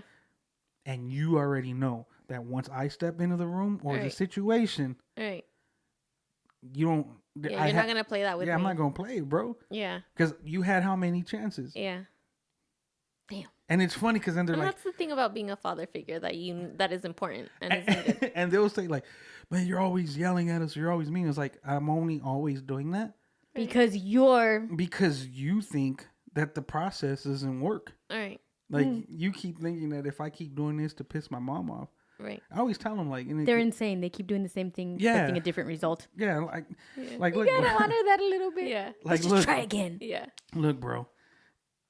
I don't want to hear your mom. At the end of the day, I don't want to hear your mom. You know what I mean? And it's not like an insult. Like No. it's just like, look, once I hear, because if your mom is usually the cool one, right? Like Samantha's always chill. She's always having fun with them. Once I hear her tone go from being chill to being, hey, Get your shit together. that got my attention. Yeah. Got it. Who the fuck ain't doing what they're supposed to do to piss your mom off? So if you pissed off a fun going person, Right. Oh, that's a good point. who fucking did it and why do I need to step in now? Right. Because now you're gonna hear it. Yeah. You're gonna have well, to no, hear no, it because later. she won't. But I just don't want to hear it. Yeah. No. Well, that's what I'm saying. Like you're gonna have to hear it. Like I was cool hearing you guys beat goofballs, but once that Who took it to the next level? yeah, who escalated. took it to that next level? Now I got just knock it off. Yeah. Because I don't want to hear her have to try to. And then too, it's just like protecting them. Like, Yeah. I want you to enjoy your fun, mom. Yeah. Like enjoy Like, your. we don't need this. We don't need another Oh, version yeah, right now. this is so good. I'm already an asshole, right? Like, Yeah. I'm an ass to your mom. I'm gonna be an ass to you too. I don't. You gonna pull that trigger? Yeah, like it ain't no different. Kids. Ain't no fucking different. I can't wait. It's so much fun though, I'm having fun. because we look at each other sometimes. And you're like, look at this kid. Yeah, Look at what they're pulling. yeah. But then too, like you get moments like today. Kara brought something home in her bag, and I don't want to say it out loud because I know Samantha's. Oh, she's on here. You're blaming Josh. This is all Josh. No. I don't want to say it out loud because I don't know if the baby girl is listening. But we got something in the letter, pretty much saying that they're gonna reward. Okay. So I was just like, oh, okay. So it's like moments like that where it's just like you go through all this hectic shit, Yeah. and then they say, hey, we're Yes. honoring somebody, Yes. Yeah. and you're like, It was all worth it. fuck yeah, like Aw. like even the other day she was reading with her, I think, or she was doing something, and she was putting something together, and I'm usually like, I don't have patience to teach these kids anything. Like that's just not me. I don't have patience. You're not teach gonna watch academics. cartoons with them. I know. I do. No, I don't. What do I do? Despicable Me, kidding. but that's not. Is that a cartoon? That's Yeah. that's animation. But- oh, with the little minions. Yeah. Oh, my baby girl's asleep. Okay, but so she was like teaching, like, so she's like, you know what? I don't have patience to teach my daughter math. Oh, I hate math. Right? I could teach my son. I could break shit down for him. We get it. Boom, boom. We're cool. My daughter, Can't do it. I can't. Because I was like, baby girl, what number is it? She said 14. I said, what numbers do they have in there? 2 and 8. I was like, what the fuck? No, you know what I mean? So Samantha was helping her with something, and she just got it like that. And I was in the kitchen, That's hilarious. and I could hear her. 2 and 8. I could hear her just get it, like, the Aw. flow of it. Yeah. And I was like, "Fuck yeah!" Yeah. And Samantha, like her and Samantha, looked over like, "What the fuck?" Yeah. I was like, did it. "I was like, you got it. You see what I'm?" But like the way I did it was so fucking aggressive. She thought I was upset, but it was just like, no, like, do you You see did what it. I'm talking about? Like you paid attention and you fucking got it. Like this is what I'm talking about. So there's like level, but when I'm, it's like, yo, 2 and 8 make Yeah. 14. Come on, What was that? yeah, That's like cute. But when they're winning, you're winning. Because it just means that whatever you're doing, it's working. oh, but then too, if they're losing, you're losing. We and lose together. and it's frustrating because I'm competitive and I don't like to fucking lose. Yeah. And I always tell people like, Really? I don't do nothing to fucking. Do you play Monopoly? I don't play games. Oh, that makes sense. So if he doesn't watch cartoons, why would he play board games? You know what? We should play a board game with him. The next episode, it's gonna we'll be do a Monopoly one of the Monopoly card games or episode. something like that. Yeah. Where he's gonna take the table. What is No, this? you know what? And Samantha, if she's still listening, she'll hate to say it and admit it, but when I play, I win. And I'm not trying to beat everybody. I'm telling you. It just happened. I'm telling you. We did, what's that one where you have like the card and you got to act it out and shit? Charades. Everybody was on a team and I was like, fuck it. Like, because nobody was getting it. Like the teams together, they weren't getting it. And So I'm you like, did this by yourself? so I ended up, I was going like me against Everybody all of them. against one. Oh my god. And I was just like, oh, that was easy. That's what they're, and they're like, yes. And I'm like, see, like, so then like, they tally up the points. Like Samantha says it's annoying. 'cause, like, it just is what it is. I don't. You just have that ability. There's just people like that. There's no fun in always fucking winning. There's no challenge if I know I could beat you, and I'm not gonna have fun just beating you for fun. Like, I get So that. who do you compete with? Myself. probably. Yeah. Like I know, That's a like good like question. when I DJ, like being around like people like Hex and Deadloop and like Oh, it's a challenge. It's an elevation. like that like stuff like that is like fuck, I gotta learn that one.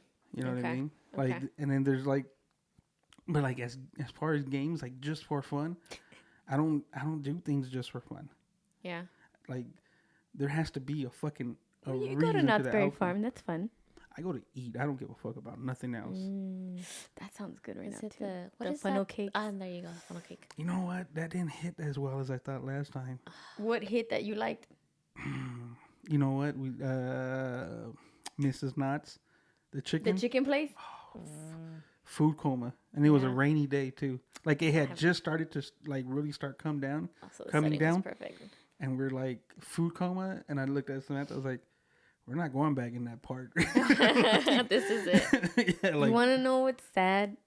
I have PTSD with that chicken place. When I was in maybe 4th grade, my dad for my birthday took me and these two little Patty and Sierra to Knott's Berry Farm, and we went to go eat at that chicken place. Then we went into the park, and my friends were like, "Is your dad gonna hang out with us the whole time?" They were like, can we go like by ourselves?" Which we had already been to Knott's Berry Farm like months before with the school, and we were out by ourselves. So my dumb ass decided to ask my dad, "Can we go by ourselves?" And he was like, "No." I was like, "Okay." So we did a couple rides, and then, do you think we could just? And just because I asked again, and we were there maybe an hour, get your ass in the car. We're going home. we're going home. Oh, you ruined it. But you don't know, and you want the approval of the girls. And my friends were like, "What? yeah. What happened?" But They see- don't. but see- They were both white, by the way, though, so But- they but didn't have you- parents like that. It was peer pressure because you knew not to ask again. I did know Yeah. not to ask again. Yeah. And you wanted to be cool with your friends. Yeah, and it's like, what would be wrong with just going and just?